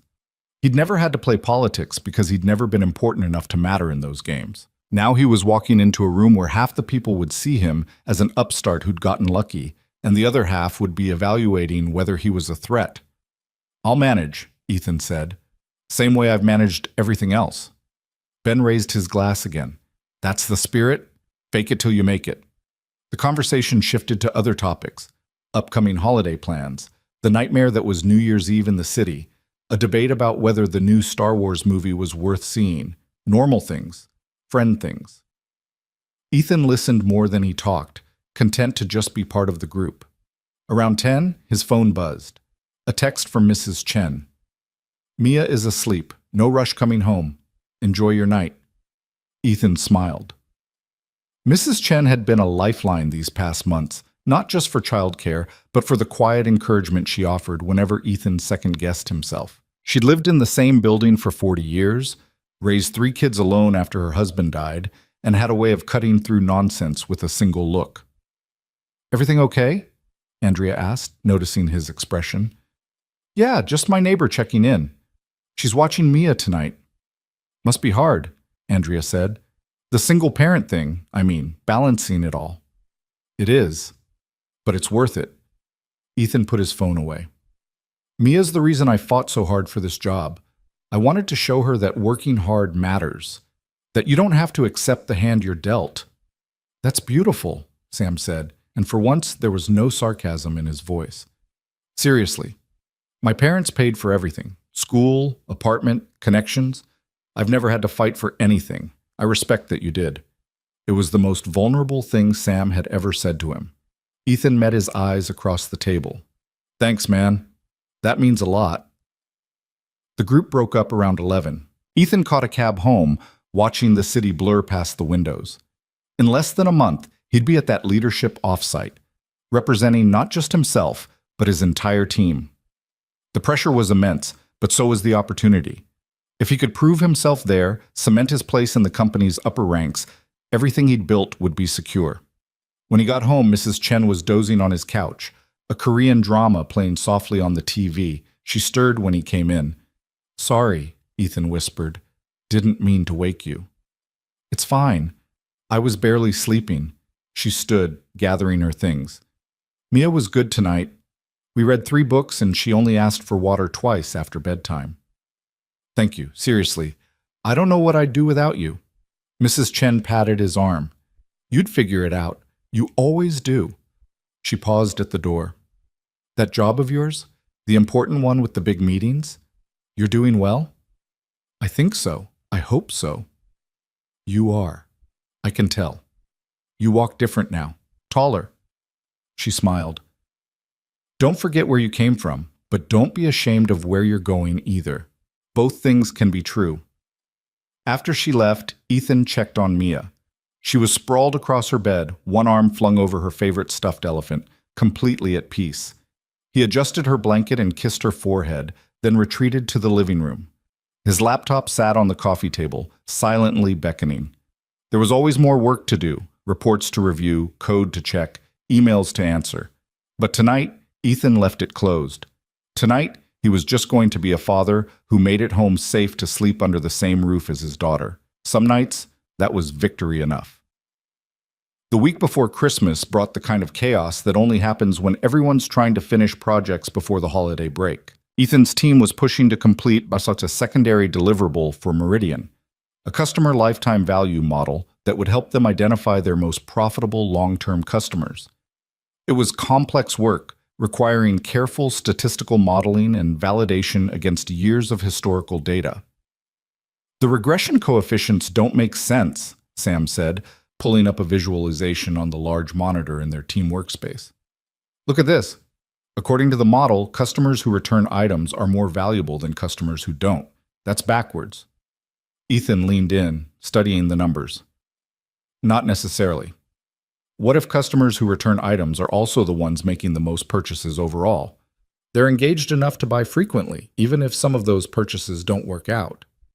But we're penalizing the wrong behavior then. We should be rewarding purchase frequency separately from return behavior. You're right. Let's add return rate as an independent variable and see how the model changes. Ethan made a note on the whiteboard where they'd been tracking model iterations. Andrea, can you pull the return data and join it to the purchase history? On it, Andrea called from her desk. This was what Ethan had discovered he loved about leadership, the collaborative problem solving, the way different perspectives could illuminate blind spots. When he'd worked alone, coding in his apartment late at night, he'd been limited by his own knowledge and assumptions. Here, with a team of smart people who trusted each other enough to disagree openly, they could build something better than any one of them could create solo. By Wednesday afternoon, they'd cracked it. The revised model made intuitive sense, validated well against holdout data, and told a clear story about customer value that Meridian could actually act on. This is good work, Ethan told his team as they reviewed the final results. Really good. I'm sending this to Marcus for review, and if he approves, we'll package it for delivery the first week of January. Right after your leadership retreat, Ben said. No pressure or anything. Yeah, thanks for the reminder. Ethan grinned. Everyone taking time off for the holidays? They were. Andrea was visiting family in California. Jake was doing a ski trip with friends. Sam was going home to Boston. Ben was staying in the city but had a week of absolutely nothing planned, which he described as paradise. What about you? Andrea asked Ethan. Big plans with Mia? Nothing fancy. We'll stay here, do some museum visits, maybe see the Christmas lights in Brooklyn. She's been asking to ice skate, so we'll probably try that. You know how to ice skate? Sam asked skeptically. Not even a little bit. But I figure we'll learn together. The team laughed, and Ethan felt a warmth that had nothing to do with the office heating system. These people had become more than colleagues. They'd become the kind of professional family he'd never imagined having. People who had his back, who challenged him to be better, who celebrated wins and worked through losses together. That night, the company held its annual holiday party. Ethan had been dreading it, forced socializing with people from departments he never interacted with, awkward small talk over mediocre catered food, the weird performative cheer that came with corporate celebrations. But Serena had made it clear that attendance wasn't optional for leadership team members. So Ethan put on his newest shirt and showed up. The party was in a rented event space downtown, all exposed brick and Edison bulbs and an open bar that was probably costing the company a fortune. Ethan got a beer and found a corner to observe from, watching the social dynamics play out. The sales team clustered together, loud and competitive, even in celebration. The HR folks worked the room systematically, checking in with everyone. The engineers mostly stuck to their own kind, talking shop despite the party atmosphere. Not much for parties, are you? Ethan turned. A woman he didn't recognize stood there, holding a glass of wine. Mid-40s, sharply dressed, with the kind of confident posture that screamed senior executive. Not really, Ethan admitted. I'm more comfortable with code than crowds. I heard about you, the data scientist who saved Project Horizon, Diana Reeves, VP of Client Services. She extended her hand and Ethan shook it. Serena speaks very highly of your work. That's good to hear. I'm still figuring things out. Aren't we all? Diana took a sip of her wine. Can I give you some unsolicited advice? Please. You're going to the leadership offsite in January. When you're there, remember that everyone in that room got there by being excellent at something. But not everyone is excellent at the same things. Some people are brilliant strategically, but terrible with people. Some are amazing at client relationships, but couldn't build a financial model to save their life. Figure out what you're excellent at, and don't apologize for what you're not. What if what I'm excellent at isn't valued? Then you're at the wrong company, Diana smiled. But you're not. Wells and Hart needs people who can do what you do, solve hard technical problems, and explain them clearly. Own that. Don't try to become a different person to fit some idea of what a leader should be. Thank you. That's actually really helpful. You're welcome. Now go mingle. I know it's painful, but it's part of the job. She drifted away, leaving Ethan with a lot to think about. He forced himself to move around the room, making conversation with people he barely knew. The effort was exhausting, but he managed. Talked to a director from finance about budget planning. Chatted with someone from marketing about customer segmentation. Endured a slightly drunk senior consultant telling him about the good old days when client work was simpler. Around 9, Marcus found him near the exit. Trying to escape? Marcus asked, amused. Is it that obvious? Only to someone who feels the same way. Marcus lowered his voice. Between you and me, I hate these things. But Serena's right, they matter. This is where relationships get built, where you become a known quantity instead of just a name in someone's email. It's painful, but it's valuable. Diana Reeves told me something similar. Diana's smart. Listen to her. Marcus paused. How are you feeling about January, the offsite? Nervous. Trying not to be, but nervous. Good. Means you're taking it seriously. Marcus clapped him on the shoulder. You're going to be fine, Ethan. Just be yourself. That's who we hired, and that's who we need you to be. The party wound down shortly after. Ethan caught a cab home, arriving to find Mrs. Chen reading on his couch again. How was the party? She asked. Survivable. How was Mia? Perfect as always. She made you a Christmas card. It's on the table. Ethan picked up the card. Construction paper folded in half, covered in crayon drawings and glitter that would probably be in his carpet forever.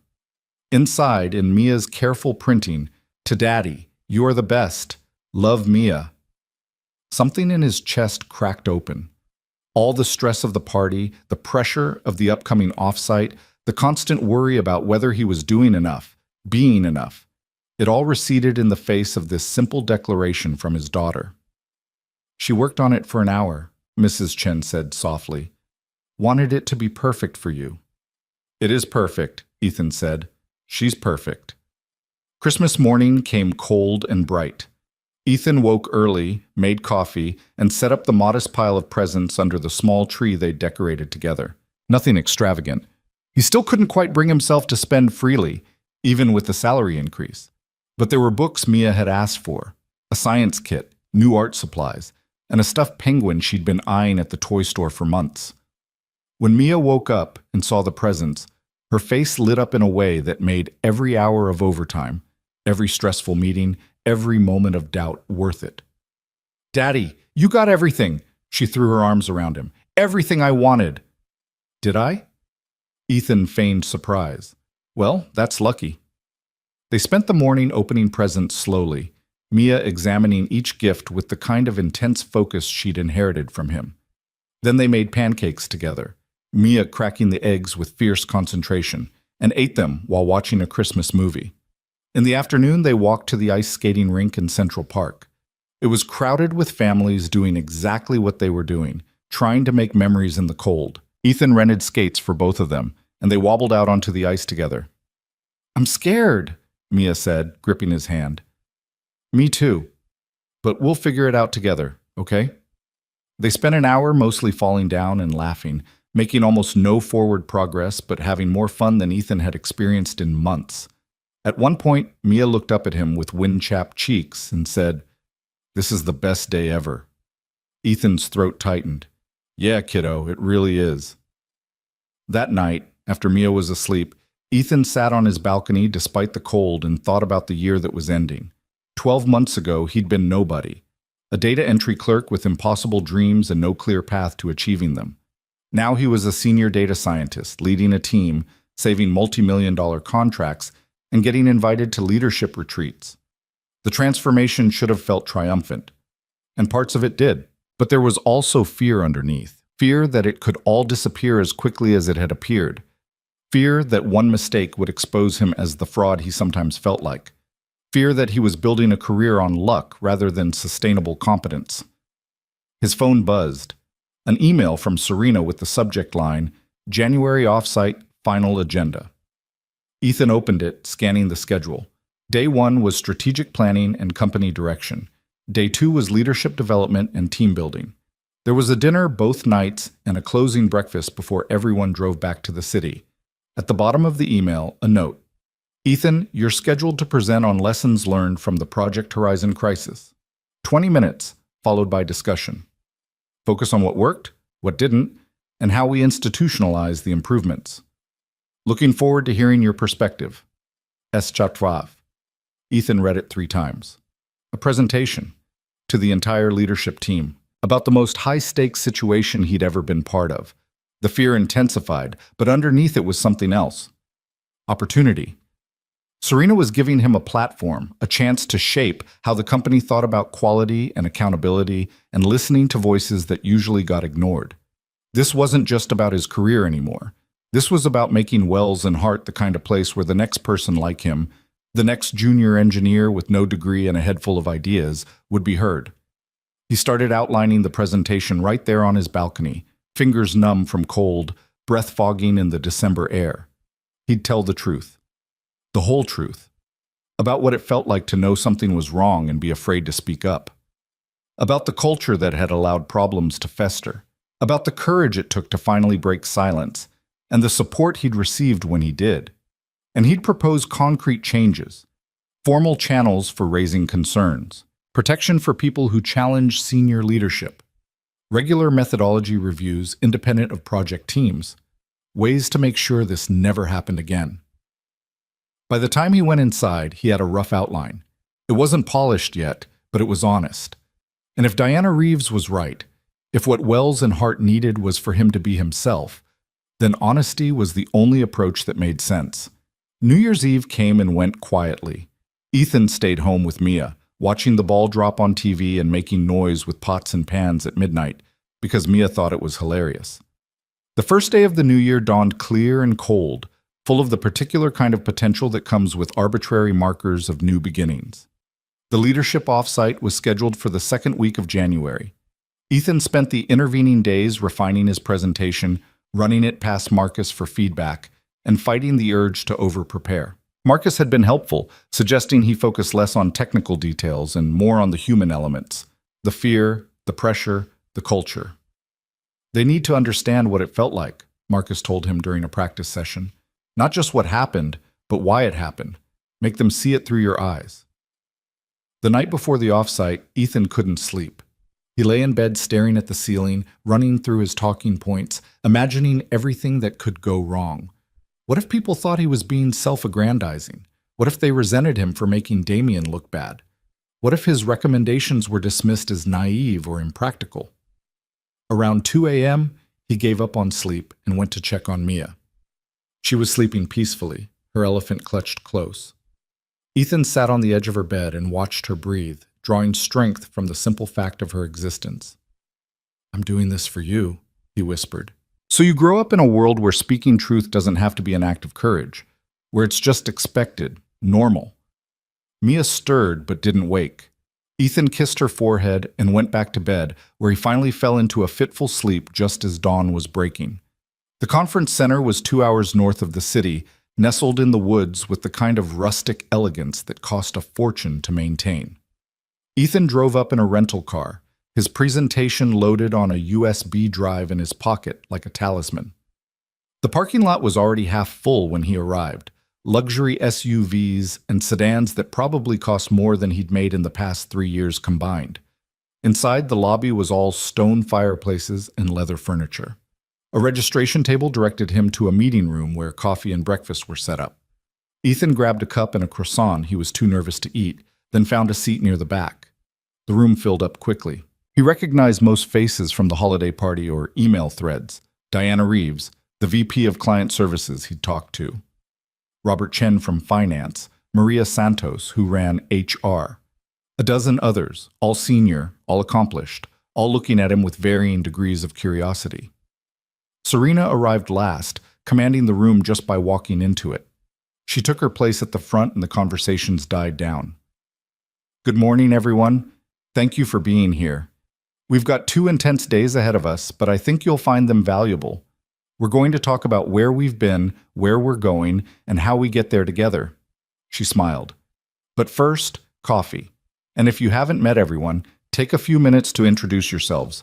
We've got some new faces joining leadership this year. Her eyes landed on Ethan when she said it, and suddenly people were looking at him. He forced himself to smile, to nod, to radiate confidence he didn't entirely feel. A woman approached, Maria Santos from HR. Ethan Cole, right? The Project Horizon save? That's me. I've heard good things. Looking forward to your presentation tomorrow. She extended her hand and Ethan shook it, noting the firm grip, the assessing eyes. Serena doesn't bring people to these things lightly. You must have really impressed her. I just did my job. If that's what you call saving a $28 million contract, I'd love to see what you could do if you were really trying. She smiled. Relax. You earned your seat at this table. As Maria walked away, Ethan wondered if she was right, if he had earned this, or if he was still just the lucky junior engineer who'd happened to be right at the right moment. The first day was a marathon of strategic presentations and planning sessions. Serena laid out the company's financial performance. Strong growth, but increasing competition. Robert Chen talked about margin pressures and the need for operational efficiency. Diana Reeves presented on client retention strategies. Ethan listened, taking notes, trying to understand how all the pieces fit together. This was the level he'd aspired to but never really understood, where business strategy and technical execution met, where decisions about company direction got made. Lunch was networking, which still felt like torture, but which Ethan was getting better at. He talked to a VP from the West Coast office about data privacy regulations, chatted with someone from business development about potential new clients, made conversation with people who, just a year ago, he wouldn't have been able to imagine talking to his peers. That evening's dinner was formal, held in a private dining room with a view of the woods. Ethan sat between Marcus and someone from operations, making small talk about the presentations and the weather and safe, neutral topics. But underneath the pleasant surface, he could feel the assessment happening. People were watching him, deciding if he belonged, if he was worth taking seriously. After dinner, there was a networking hour with drinks. Ethan nursed a beer and tried not to look as uncomfortable as he felt. Eventually, Serena pulled him aside. "How are you doing?" she asked. "Surviving? That's all you need to do today. Tomorrow's your chance to show them who you are. The presentation. You ready?" "As ready as I'll ever be." "Good. Remember what I told you. Be honest. Don't hold back. They need to hear this." She paused. "Some people aren't going to like what you have to say. That's okay. Better than okay. It means you're challenging them to be better." "What if they don't want to be challenged?" "Then they're in the wrong company." Serena's expression was fierce. "I'm building something here, Ethan. A company that values truth over comfort, competence over credentials, integrity over politics. You're part of that vision. Don't apologize for it." She walked away, leaving Ethan with those words echoing in his mind. He was part of a vision, Not just an employee, not just a fortunate accident, but part of something bigger. The thought was both terrifying and exhilarating. That night, in his room at the conference center, Ethan went through his presentation one last time. He'd kept it simple. No fancy graphics, just clear slides and honest words. He talked about what had happened with Project Horizon, but more importantly, he talked about why. The pressure to deliver, the fear of speaking up, the culture that had made silence seem safer than truth. And then he talked about how to fix it. Structured feedback channels, protection for people who raised concerns, regular independent reviews, cultural changes that would take years but were worth the investment. It was bold, maybe too bold, but it was what he believed, and if Serena wanted honesty, she'd get it. Ethan set his alarm and tried to sleep. Tomorrow would determine whether he was really part of the leadership team or just a temporary guest who'd soon be shown the door. Either way, he'd know soon enough. The alarm went off at 6:30, dragging Ethan from a dream he couldn't remember. He lay in the unfamiliar bed, staring at the ceiling of the conference center room, his stomach already tight with nerves. Today. His presentation was scheduled for 10 o'clock, right after the morning strategic review session. 2 hours from now, he'd be standing in front of the entire leadership team, telling them uncomfortable truths about the company they'd built. He showered, dressed carefully in the suit he'd bought specifically for this trip, and studied himself in the mirror. He looked the part at least. Professional, composed, like someone who belonged at a leadership offsite. If only his insides matched his exterior. Breakfast was in the same dining room as dinner had been, now flooded with morning light. Ethan grabbed coffee and toast he didn't want and found an empty seat near the windows. The room hummed with conversation, people discussing the previous day's sessions, comparing notes, making plans. He listened without really hearing, running through his opening lines for the 100th time. "Mind if I join you?" Ethan looked up. A man in his early 50s stood there with a plate of eggs and fruit. He had the weathered look of someone who'd spent decades in corporate trenches, with gray at his temples and laugh lines around his eyes. "Please," Ethan said. "Tom Brennan, VP of West Coast Operations. I don't think we've officially met." He sat down, extending a hand across the table. "Ethan Cole, Data Science. I know who you are. The whole company knows who you are by now." Tom smiled, but it wasn't unkind. "The guy who took down Damian Knox and saved Project Horizon. That's quite an entrance into leadership." "I didn't take anyone down. I just pointed out problems that needed fixing." "Same thing, in corporate terms." Tom took a bite of eggs, chewing thoughtfully. "Can I tell you something, off the record?" "Sure." "What you did took guts, real guts. Most people would have kept their heads down, protected their paycheck, let someone else deal with the mess.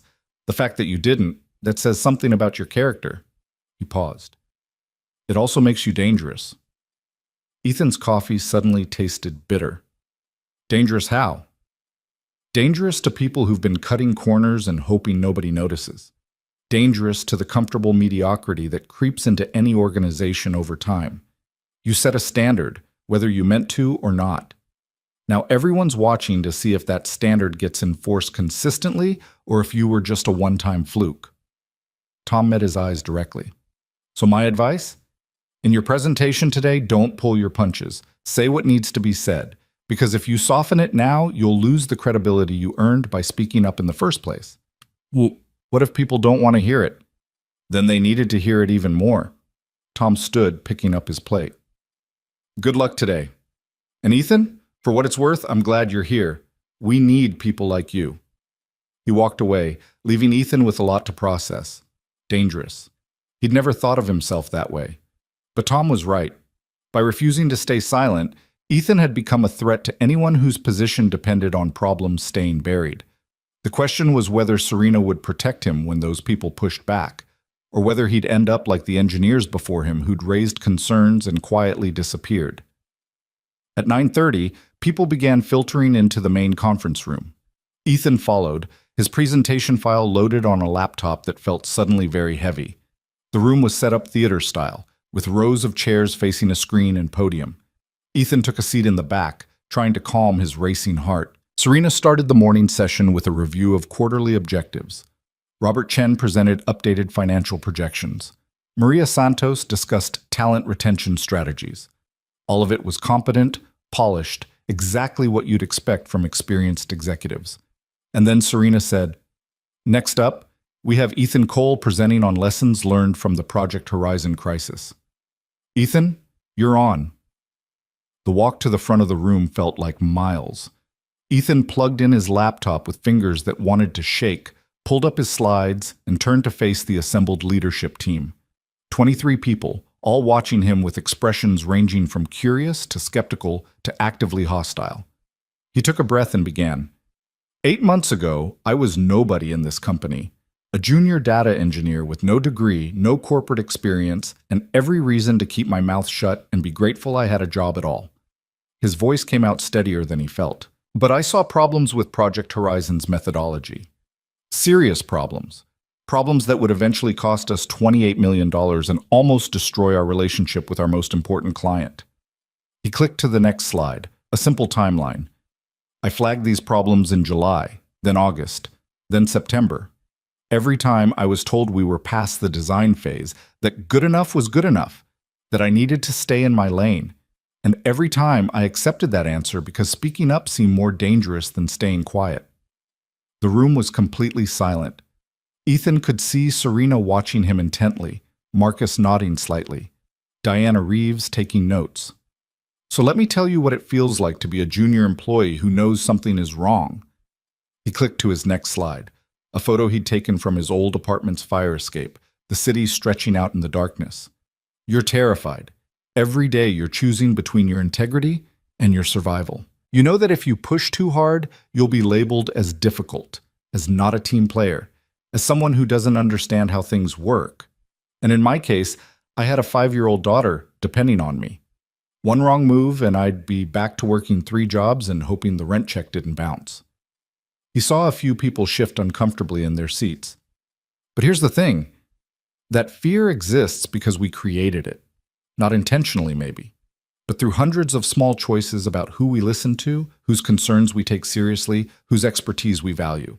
We built a culture where hierarchy mattered more than truth, where credentials mattered more than competence, where keeping projects on schedule mattered more than getting them right. Click. Next slide, the audit report summary, with the 3 main failures highlighted. The Verity audit found exactly what I'd been flagging for months: customer identity problems, engagement scoring flaws. Data quality issues, all documented, all dismissed, all allowed to metastasize into a crisis that almost killed this contract. He paused. And the reason it almost killed the contract wasn't just technical incompetence, it was cultural failure. We failed because we'd built a system where the loudest voice mattered more than the correct voice. Robert Chen leaned forward. Are you saying we should listen to every junior employee who thinks they know better than their managers? No, Ethan said calmly. I'm saying we should evaluate concerns based on evidence and logic, not on job titles. If a junior employee brings you documented technical problems with specific recommendations, you should engage with those concerns seriously. You might ultimately decide they're wrong, that's fine, but you should never dismiss them just because they came from someone without the right pedigree. That's a nice ideal, someone in the third row said, a VP whose name Ethan couldn't remember. But it's not practical. We'd spend all our time investigating every complaint. Would we? Ethan challenged. Or would we find that most people don't raise frivolous concerns? That they actually understand the stakes better than we give them credit for? He clicked to his next slide, his proposed changes. Here's what I'm recommending. 1.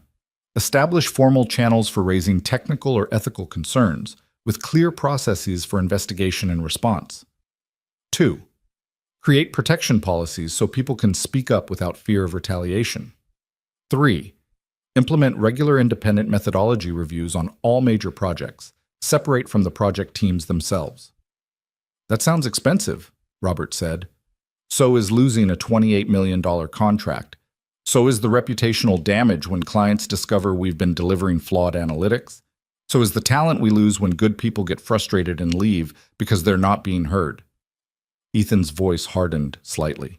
I'm not proposing we waste money. I'm proposing we invest in quality and accountability. There's a difference. Maria Santos spoke up. What about the human element? You mentioned Damian Knox by implication, but he's not here to defend himself. How do we balance accountability with fairness? It was a fair question, and Ethan had prepared for it. Damien is brilliant, truly brilliant, but he made bad choices under pressure, and those choices had consequences. That's not unfair. That's accountability. He met Maria's eyes. And here's what I want everyone in this room to understand. I didn't speak up to destroy Damien's career. I spoke up to save the project and protect the company. But the fact that speaking up required that much courage, that much risk, that's the problem we need to fix. In a healthy culture, what I did wouldn't have been remarkable. It would have been normal. Serena stood up. Let's pause there for discussion. Reactions? Concerns? Tom, you look like you have thoughts. Tom Brennan nodded. I think Ethan's right, and I think most of us know he's right. We just don't want to admit how uncomfortable the solution is. Creating real accountability means empowering people to challenge us. That's threatening. But it's also how you build companies that last. I disagree. The VP from earlier, Ethan now saw his nameplate read David Morrison, shook his head. What Ethan's proposing sounds good in theory, but in practice it would undermine leadership authority. You can't run an organization by committee, and you can't have junior people second-guessing every decision. I'm not proposing committee management, Ethan said. I'm proposing that we create space for legitimate concerns to be heard and addressed. That's different from undermining authority. Is it? Because from where I sit, it looks like you questioned your manager's judgment, went around him to senior leadership, and got rewarded with his job. What message does that send? The room went very quiet. Ethan felt heat rising in his face, but he kept his voice level. It sends the message that being right matters more than being senior. And yes, I questioned Damien's judgment because his judgment was provably wrong and was leading us toward disaster. If that's undermining authority, then I'm guilty. But I'd rather be guilty of questioning bad decisions than complicit in implementing them. David looked like he wanted to argue further, but Serena cut in. Let me be very clear about something. Her voice was ice. The message Ethan's situation sends is exactly the one I want sent. If you have documented evidence that a project is headed for failure, you have not just the right, but the obligation to raise it. And if your immediate manager dismisses those concerns without proper investigation, you escalate. That's not undermining authority. That's protecting the company. She looked around the room, making eye contact with each person. I will not build an organization where people are punished for being right. I will not tolerate a culture where hierarchy protects incompetence. And if that makes some of you uncomfortable, you need to decide whether you can adapt or whether you need to find a different company to work for. Because this is the direction we're going. The silence that followed was electric. Ethan could see the dynamic shifting, some people nodding in agreement, others looking troubled, David Morrison's face going carefully neutral. Diana Reeves raised her hand. I think we need to be practical about implementation. Ethan's recommendations are solid, but we need to think about how to roll them out without creating chaos or a flood of complaints. Can I suggest we form a working group to develop the specifics? Excellent idea, Serena said. Diana, I'd like you to chair it. Ethan, Maria, and Tom. I want you on it as well. First meeting next week. Let's have a concrete proposal within 30 days. The presentation session ended, and people broke for a mid-morning coffee break.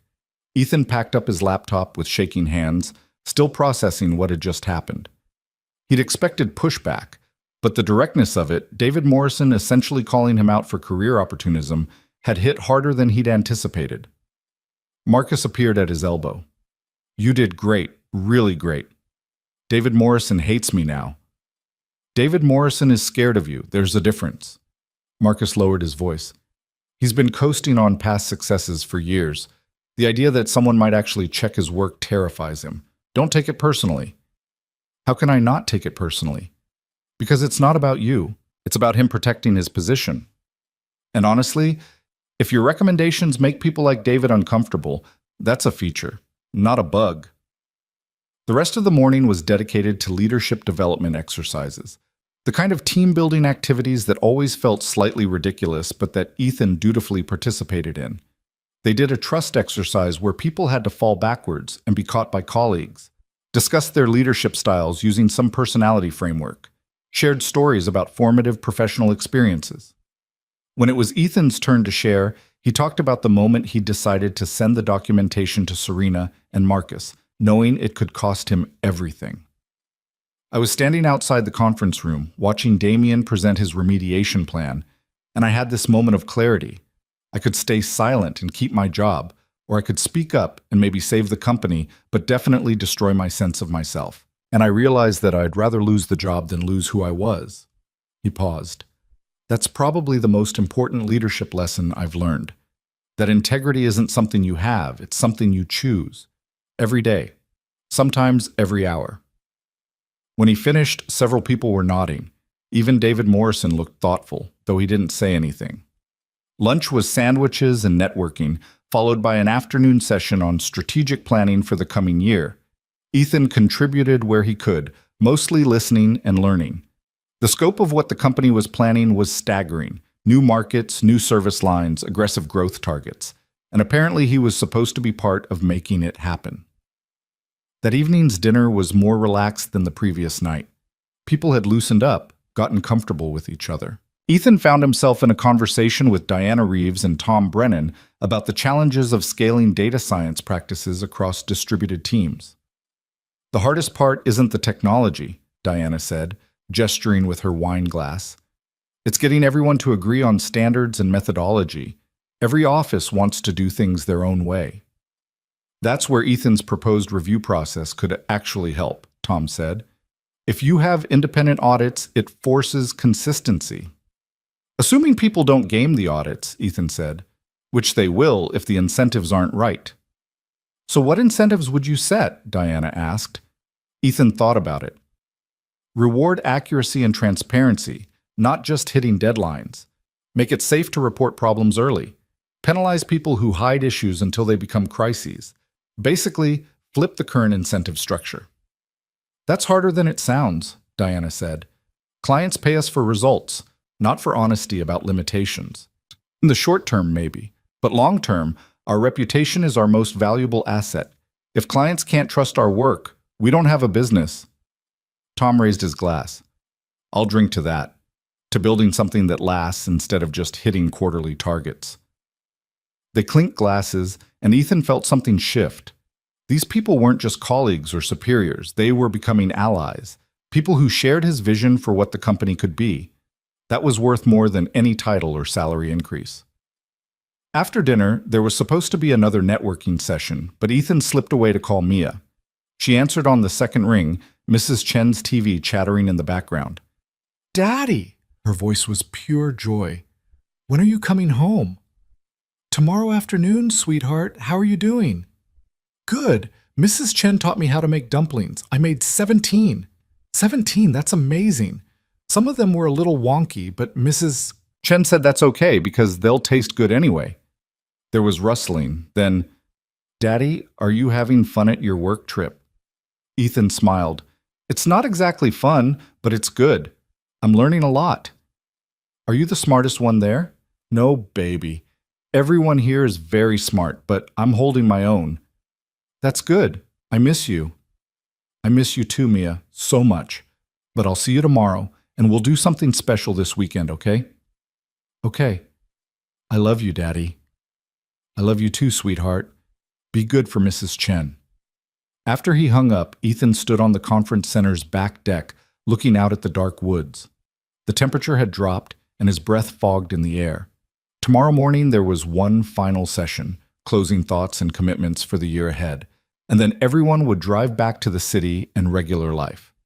He'd survived the offsite. More than survived. He'd made an impact. People were listening to him, taking him seriously, treating him like he belonged. The imposter syndrome that had plagued him for months was finally starting to recede, replaced by a cautious confidence. Couldn't handle any more networking either. Ethan turned. Serena had emerged from the building, wrapped in an expensive-looking coat. "Just needed some air," he said, "and to call my daughter." "How old is she now? 6?" 5.5. She'll be 6 in March." Serena joined him at the railing, looking out at the woods. "It must be hard, balancing everything. The demands of this job aren't exactly family-friendly." "I manage. Mrs. Chen helps a lot." "That's the neighbor you mentioned? The one who watches her?" "Yeah, she's been a lifesaver. Serena was quiet for a moment. I want you to know that your presentation today, that took courage. And it landed. People are talking about it, thinking about it. You moved the needle on how this company thinks about accountability and quality. That's no small thing. I hope so. David Morrison didn't seem convinced. David Morrison is protecting his territory. He's been here 12 years, and in that time he's built a nice, comfortable empire where nobody questions his decisions too closely. You're a threat to that comfort. Don't let it bother you. It does bother me, though. I don't want to be seen as the guy who goes around undermining people. You're not undermining anyone. You're holding people to the standards they should already be meeting. Serena turned to face him. Here's what I need you to understand, Ethan. I brought you to this offsite because I'm betting on you. Not just as a technical resource, but as a culture carrier, someone who can help me transform this company into what it needs to be. But that means you're going to face resistance. People who don't want to change, who benefit from the status quo, who see you as a threat. You need to be ready for that. How do I get ready for political warfare? That's not exactly in my skill set. By staying grounded in what matters. The work, the quality, the integrity. As long as you're doing excellent work and operating with integrity, I'll protect you. But you have to give me excellent work to protect. I will. I promise. Good. Now go get some sleep. Tomorrow's easier. Just closing thoughts, and then we're done. Serena went back inside, leaving Ethan alone with the cold and his thoughts. The weight of her expectations settled on his shoulders alongside everything else he was carrying. He was representing more than himself now.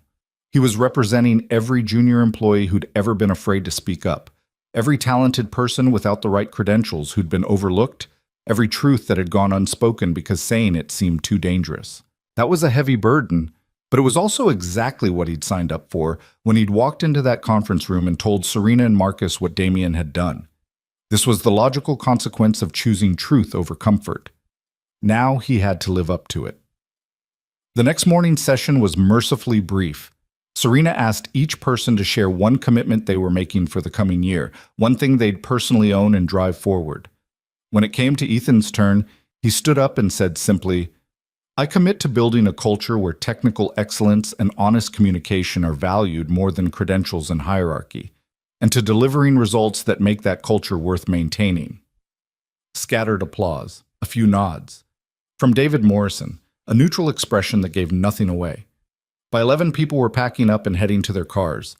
Ethan loaded his bag into the rental car and started the drive back to the city, his mind already shifting to the week ahead. The working group on accountability policies. The next Meridian deliverable. His team, waiting for direction. The endless stream of decisions and challenges and opportunities that defined leadership. But first, he was going home to his daughter. Everything else could wait until Monday. The drive took just over 2 hours in light traffic. Ethan returned the rental car, caught the subway to his neighborhood, and climbed the stairs to his apartment with a lightness that had nothing to do with the bag on his shoulder.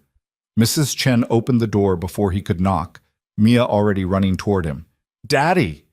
He caught her, lifting her up and spinning her around. Hey, sweetheart, I missed you so much. I missed you more. Look, I saved you a dumpling.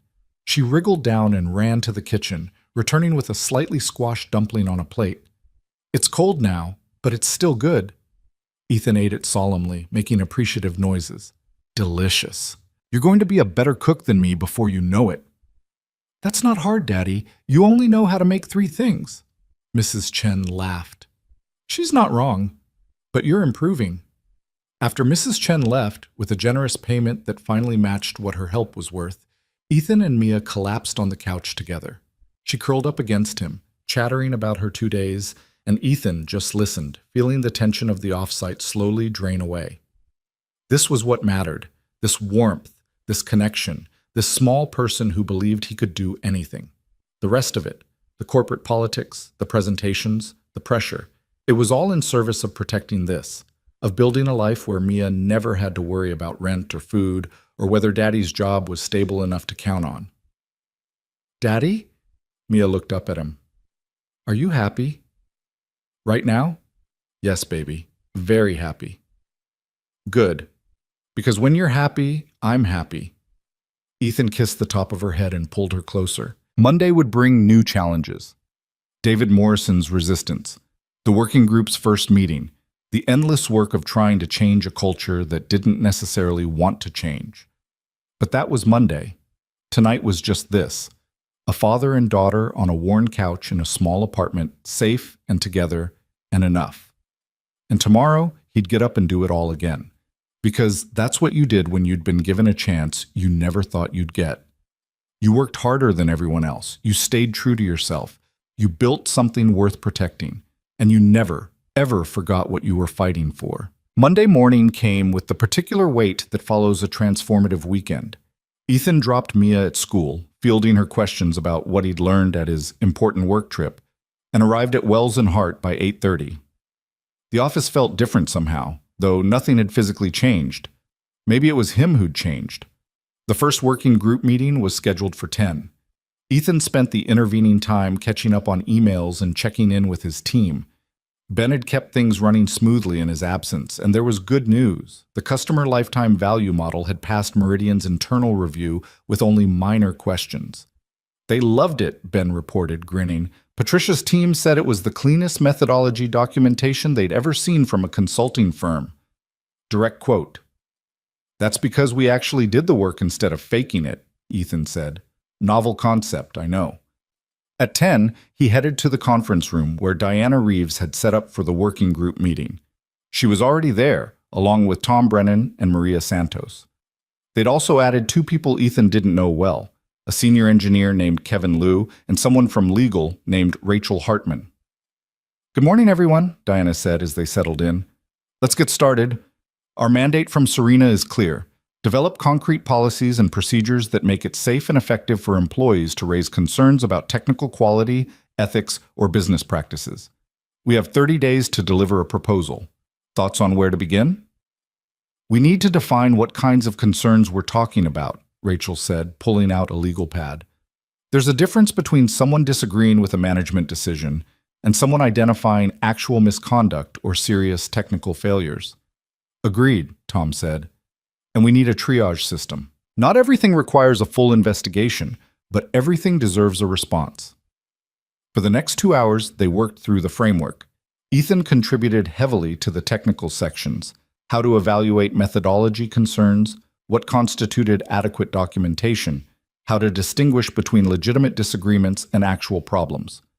Maria focused on the HR aspects: protection from retaliation, confidentiality considerations, how to handle situations where the concern was about someone's direct manager.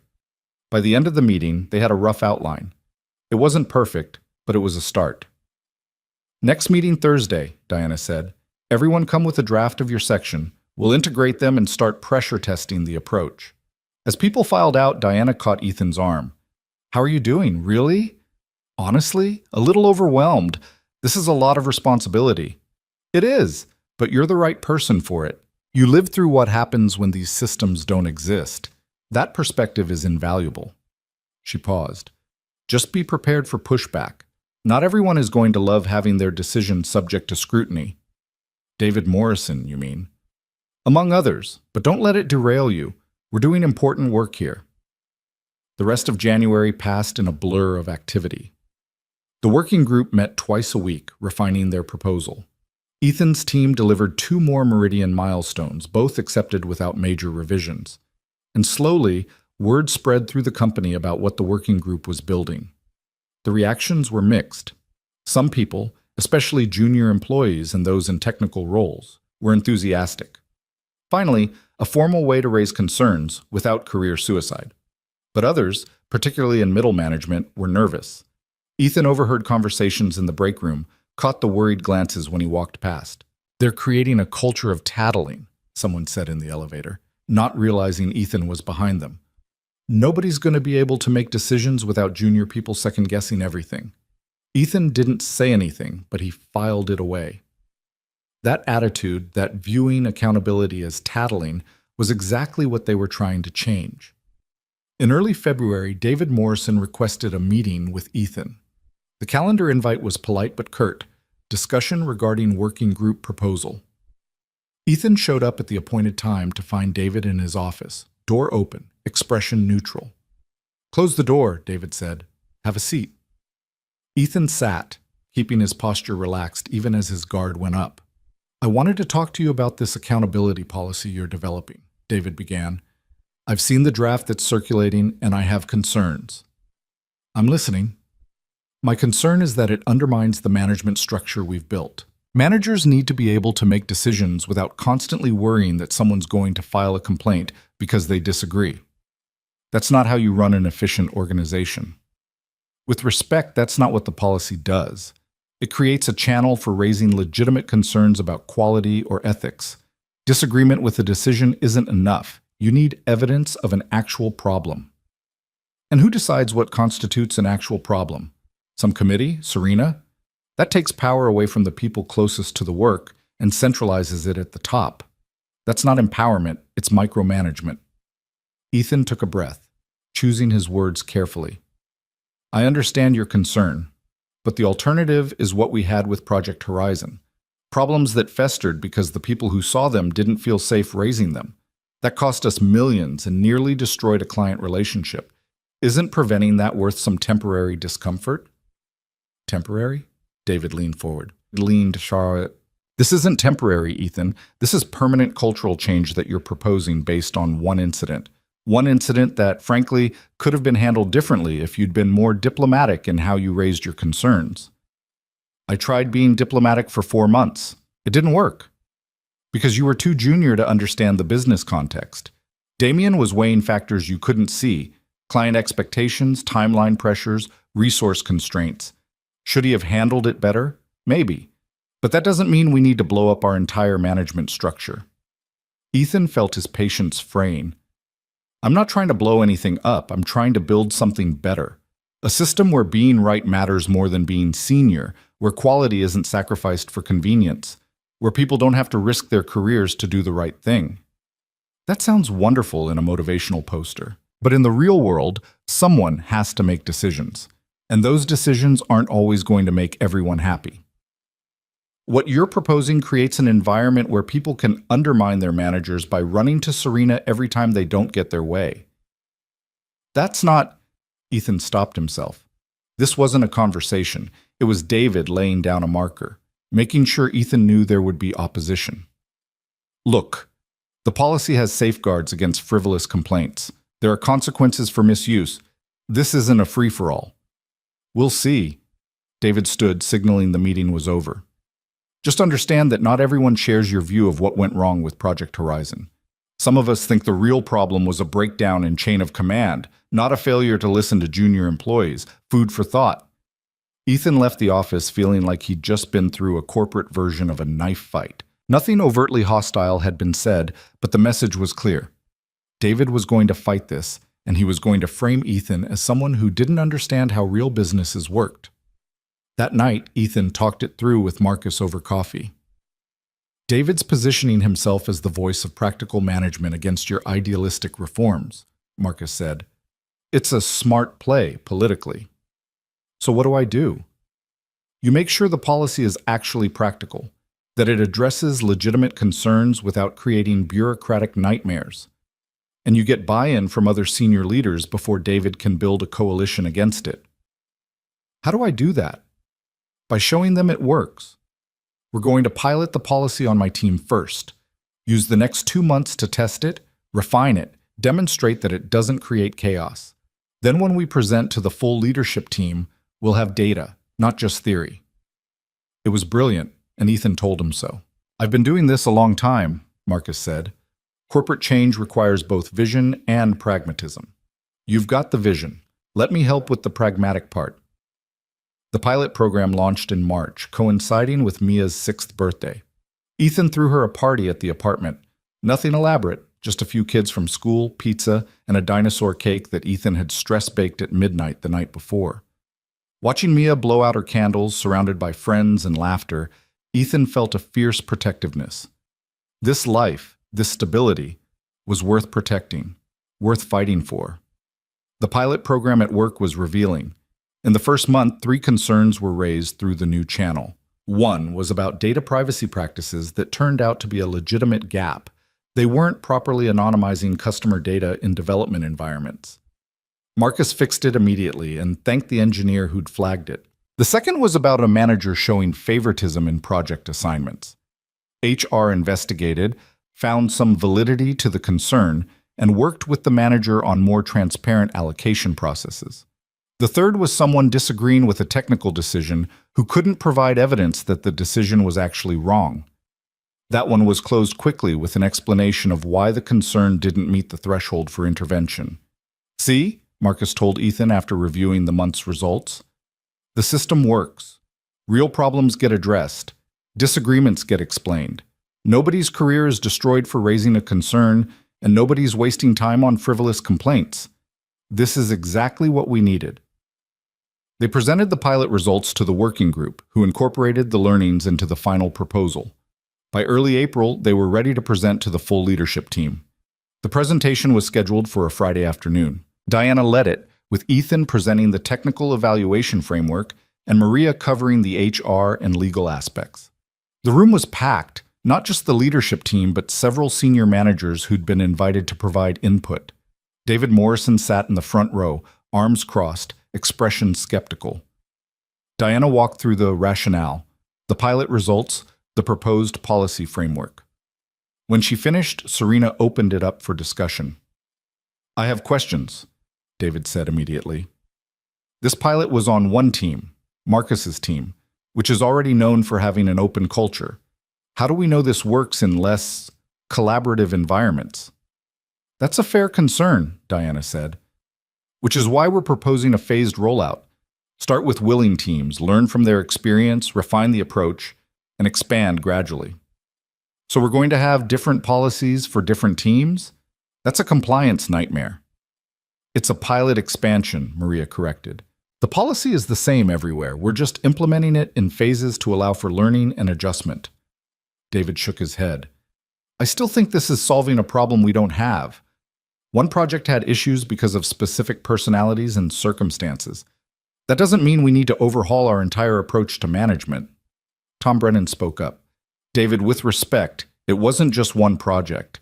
I've been here 15 years, and I can think of at least a dozen situations where someone saw a problem coming and didn't feel safe raising it until it was too late. We just got lucky that most of those didn't blow up the way Horizon did. And I can think of dozens more where managers made tough calls that worked out fine, even though some people disagreed. We can't design policy around worst-case scenarios." "We're not," Ethan said, unable to stay quiet any longer. "We're designing policy around reality, the reality that power dynamics make it hard to speak up, the reality that title and credentials get weighted more heavily than evidence and logic, the reality that we almost lost our most important client because someone's ego mattered more than the truth." "That's a personal attack," David said sharply. "It's a statement of fact, and if we can't acknowledge what actually happened, we can't prevent it from happening again." The room had gone very quiet.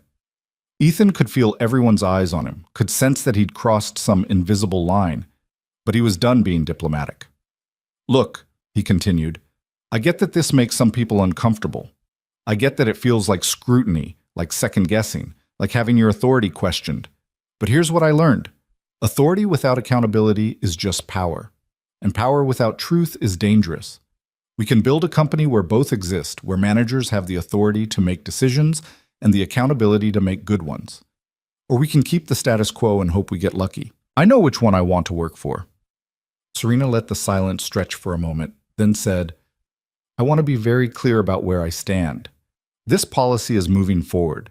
We'll do the phased rollout as Diana proposed, we'll refine based on experience, and within a year it will be standard across the company. David, if you have specific concerns about implementation, I'm happy to discuss them, but the decision is made."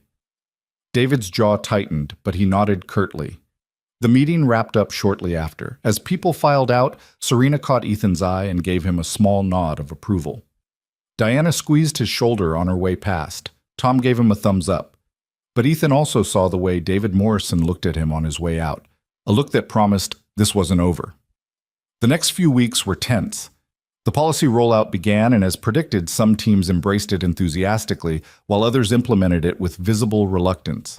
There were growing pains, concerns that didn't meet the threshold but took time to evaluate, managers who were overly defensive about any questioning, a few individuals who tried to use the system to air personal grievances. But overall, it was working. Real problems were being surfaced and addressed. People were starting to trust that raising concerns wouldn't get them fired. And the quality of work was improving as issues got caught earlier. In May, Meridian Retail Group invited Wells and Hart to present at their annual leadership conference. Patricia Okonkwo specifically requested that Ethan be the one to present on the customer analytics platform they'd built. "You're the face of this work for them," Marcus explained. "Patricia trusts you. The board trusts you. This is a huge opportunity both for you and for the company." The presentation was in Chicago, at a hotel ballroom in front of 300 Meridian executives and board members. Ethan had presented to clients before, but never at this scale. He spent a week preparing, working with Andrea and Sam to create visualizations that told a clear story, practicing his delivery until he could do it without notes. The morning of the presentation, he called Mia before heading to the venue. "Good luck, Daddy. You're going to be amazing." "Thanks, sweetheart. I'll call you tonight and tell you all about it." "Okay, and Daddy, even if you mess up, I'll still think you're the smartest person ever." Ethan laughed, feeling some of the tension ease. "That's good to know. I love you, Mia." "Love you too." The presentation went better than Ethan had dared hope. He walked the audience through the journey, from the flawed initial methodology to the crisis to the complete rebuild. He was honest about the mistakes, clear about the solutions, and passionate about the importance of getting analytics right. When he finished, the applause was genuine and sustained. During the Q&A, Meridian's CEO stood up. "I want to say something," he began. "When the audit revealed problems with our original analytics platform, my first instinct was to terminate the contract and find a new vendor. Patricia convinced me to give Wells and Hart one more chance, specifically because of you, Ethan. She said you were different, that you cared more about being right than about being comfortable, and that was exactly what we needed." He paused. "She was correct. What you've built for us is exceptional. But more than that, the integrity you've shown, the accountability, the transparency, that's what sets you apart. So on behalf of Meridian, thank you. And please keep doing exactly what you're doing." The room erupted in applause again. After the session ended, Ethan was surrounded by Meridian executives wanting to discuss potential new projects, expanded scope, additional analytics capabilities. By the time he made it back to his hotel room that evening, his phone was full of messages from Marcus and Serena celebrating the success. He called Mia as promised, told her about the big room and all the important people, and listened to her excited questions. Then he collapsed on the hotel bed and let himself feel the full weight of what had just happened. He'd done it. Not just survived, but thrived. Built something real, earned trust through competence and integrity, proven that his approach, his belief in truth over comfort, actually worked in the real world. The next morning, flying back to New York, Ethan got an email from Serena with the subject line, "Time to talk about your future." They met the following Monday in her office.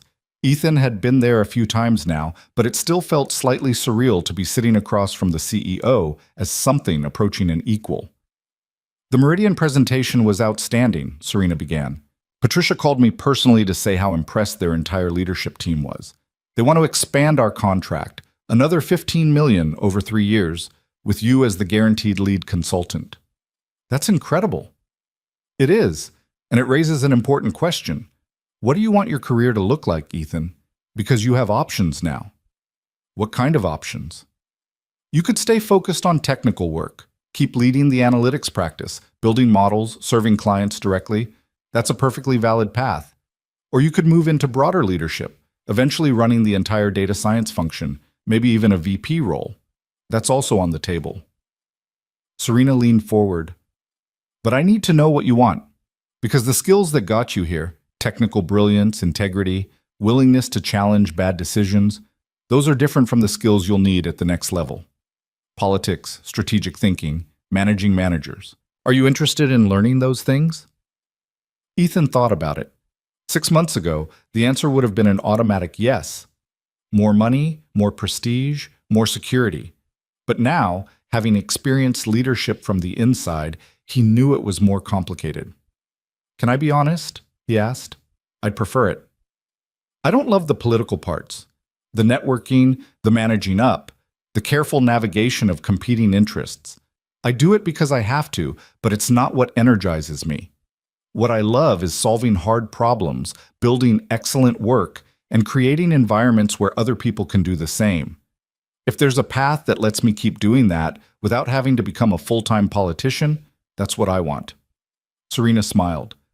That's the most self-aware answer I've heard from anyone at your level. And yes, there's a path. We can build a technical leadership track. You'd focus on the work, on quality standards, on mentoring other technical people. You'd still be leadership, still be influential, but you wouldn't be in the traditional management hierarchy. That sounds perfect. Good. Let's make it happen. She pulled out a document. Here's what I'm proposing. Director of Analytics Methodology. You'd set the technical standards for the entire data science practice, review major client projects for quality, mentor senior data scientists, and continue leading important client relationships like Meridian. Salary of $190 base plus bonus. Direct report to me, not to Marcus. What do you think? Ethan stared at the offer letter, his mind struggling to process the number. $190,000. That was more than he'd made in the past 3 years combined. That was Mia's college fund fully funded. That was never worrying about money again. I think you're being extremely generous, he managed. I'm being strategic. I need someone in this role who I trust completely, who won't compromise on quality, who will tell me the truth even when it's uncomfortable. You've proven you're that person. Say yes, Ethan. Help me build the company we both want to work for. He didn't hesitate. Yes. Absolutely yes. The announcement went out the following week. Reactions were predictably mixed. Andrea, Ben, Jake, and Sam were thrilled. They'd known it was coming and had already planned a celebration. Diana and Tom sent congratulatory messages. Marcus looked like a proud parent. David Morrison sent a terse email. Congratulations on your promotion. Ethan didn't expect David to suddenly become a supporter, but he hoped that maybe, with time and demonstrated results, the resistance would soften. Not everyone had to love the changes they were making, as long as they accepted them. The new role started in June. Ethan's first major project was conducting methodology reviews on all active client projects, basically doing for other teams what he'd done for Project Horizon, but proactively instead of reactively. He found issues on 3 projects, all fixable before they became client-facing problems. In each case, the project leads were initially defensive, then grudgingly grateful when they realized he was helping them avoid disasters. This is exactly what we needed, one project lead told him after Ethan had identified a significant flaw in their customer segmentation approach. I knew something felt off, but I couldn't put my finger on it. Thank you for pushing me to get it right. That became Ethan's reputation, the guy who made you do better work than you thought you could. It wasn't always comfortable, but it was respected. In August, Mia started first grade. Ethan took the morning off to walk her to school, watching her disappear into the building with her too big backpack and nervous smile. On the way home, he stopped by Mrs. Chen's apartment. I wanted to thank you, he told her, for everything, for watching Mia when I couldn't afford to pay you properly, for encouraging me when I thought I was crazy for trying, for being family when we didn't have anyone else. Mrs. Chen waved it off. You would have made it anyway. You're that kind of person. Maybe, but it would have been a lot harder without you. He handed her an envelope. This is a bonus. For all the times you should have been paid more, but I couldn't afford it. It's not nearly enough, but it's something. She opened it, saw the check, and her eyes widened. Ethan, this is too much. It's exactly right. Please take it, and thank you for everything. After he left, walking back to his apartment in the late summer sunshine, Ethan thought about how far he'd come. A year and a half ago, he'd been a data entry clerk with impossible dreams. Now he was director of analytics methodology at a major consulting firm, earning more money than he'd ever imagined, respected and trusted by people who mattered. But more than any of that, he'd proven something he'd needed to prove, that competence mattered more than credentials, that integrity wasn't a liability, that speaking truth to power wasn't career suicide if you did it right and had the courage to stand behind your words. That fall, the company held its annual awards ceremony. Ethan wasn't expecting anything. He'd already been promoted, already been recognized. But Serena called him up to the stage and presented him with the Excellence in Leadership Award. This year, Ethan Cole showed us what real leadership looks like. Serena said to the assembled company. Not the leadership that comes from title or tenure, but the leadership that comes from character. He saw problems others missed or ignored. He spoke up when speaking up was risky. He proposed solutions when it would have been easier to just complain. And he helped us build a better company, one that values truth, quality, and accountability above all else. Ethan, on behalf of everyone here, thank you. The applause was thunderous. Ethan stood on the stage holding the award plaque, looking out at hundreds of faces. Some were genuinely happy for him. Others were neutral, just clapping because they were supposed to. A few, including David Morrison in the back, looked distinctly uncomfortable.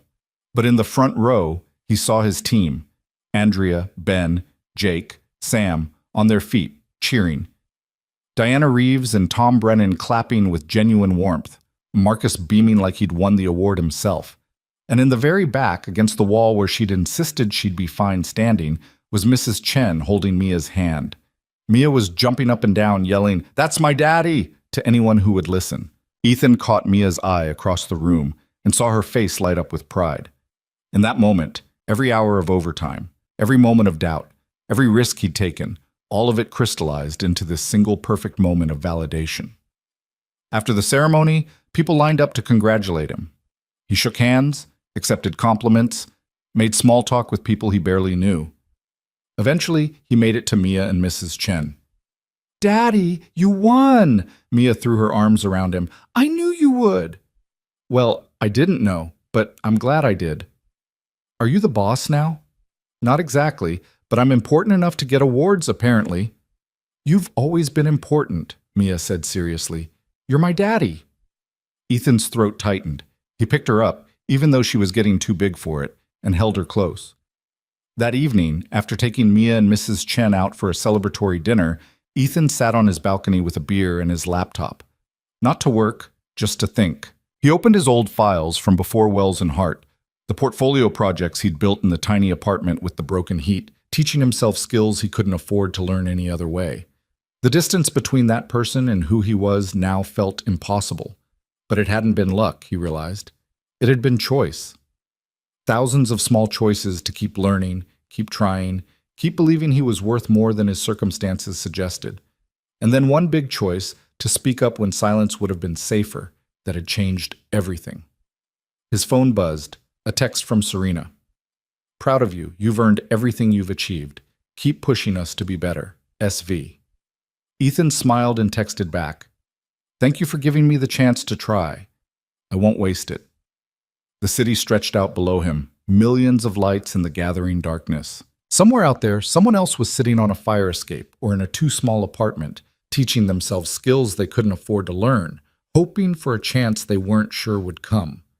Ethan hoped they'd get their chance, hoped they'd have the courage to take it, hoped they'd speak up when speaking up mattered, even when it was terrifying. Because that's how things changed. Not through grand gestures or dramatic moments, but through ordinary people making extraordinary choices. Choosing truth over comfort. Choosing integrity over safety.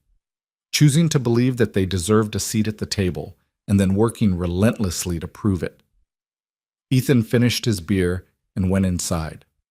Tomorrow he'd go to the office and continue the work of building a company that valued what mattered. He'd mentor junior data scientists, review methodologies, push for quality, and create the kind of environment he'd needed when he was starting out. But tonight, he was just going to sit with Mia and read her bedtime story and tuck her in and remind himself why all of this mattered in the first place. Because at the end of the day, it wasn't about the title or the salary or the awards. It was about building a life where his daughter could grow up seeing that hard work and integrity mattered, that speaking truth was strength, not weakness, that where you started didn't determine where you could go. It was about showing her and himself that they deserved this. All of it. And tomorrow, when he woke up and did it all again, he'd carry that knowledge with him, not as pressure, but as purpose, not as burden, but as gift. He'd made it. Against odds that should have been insurmountable, he'd built something real and lasting. And now his job was to help others do the same, to be the person for them that Serena and Marcus had been for him, to pay forward the chance he'd been given. It was a responsibility he'd carry with pride, because he'd learned the most important lesson of all, that the true measure of success wasn't how high you climbed, but whether you reached back to help others climb too. And that was exactly what he intended to do.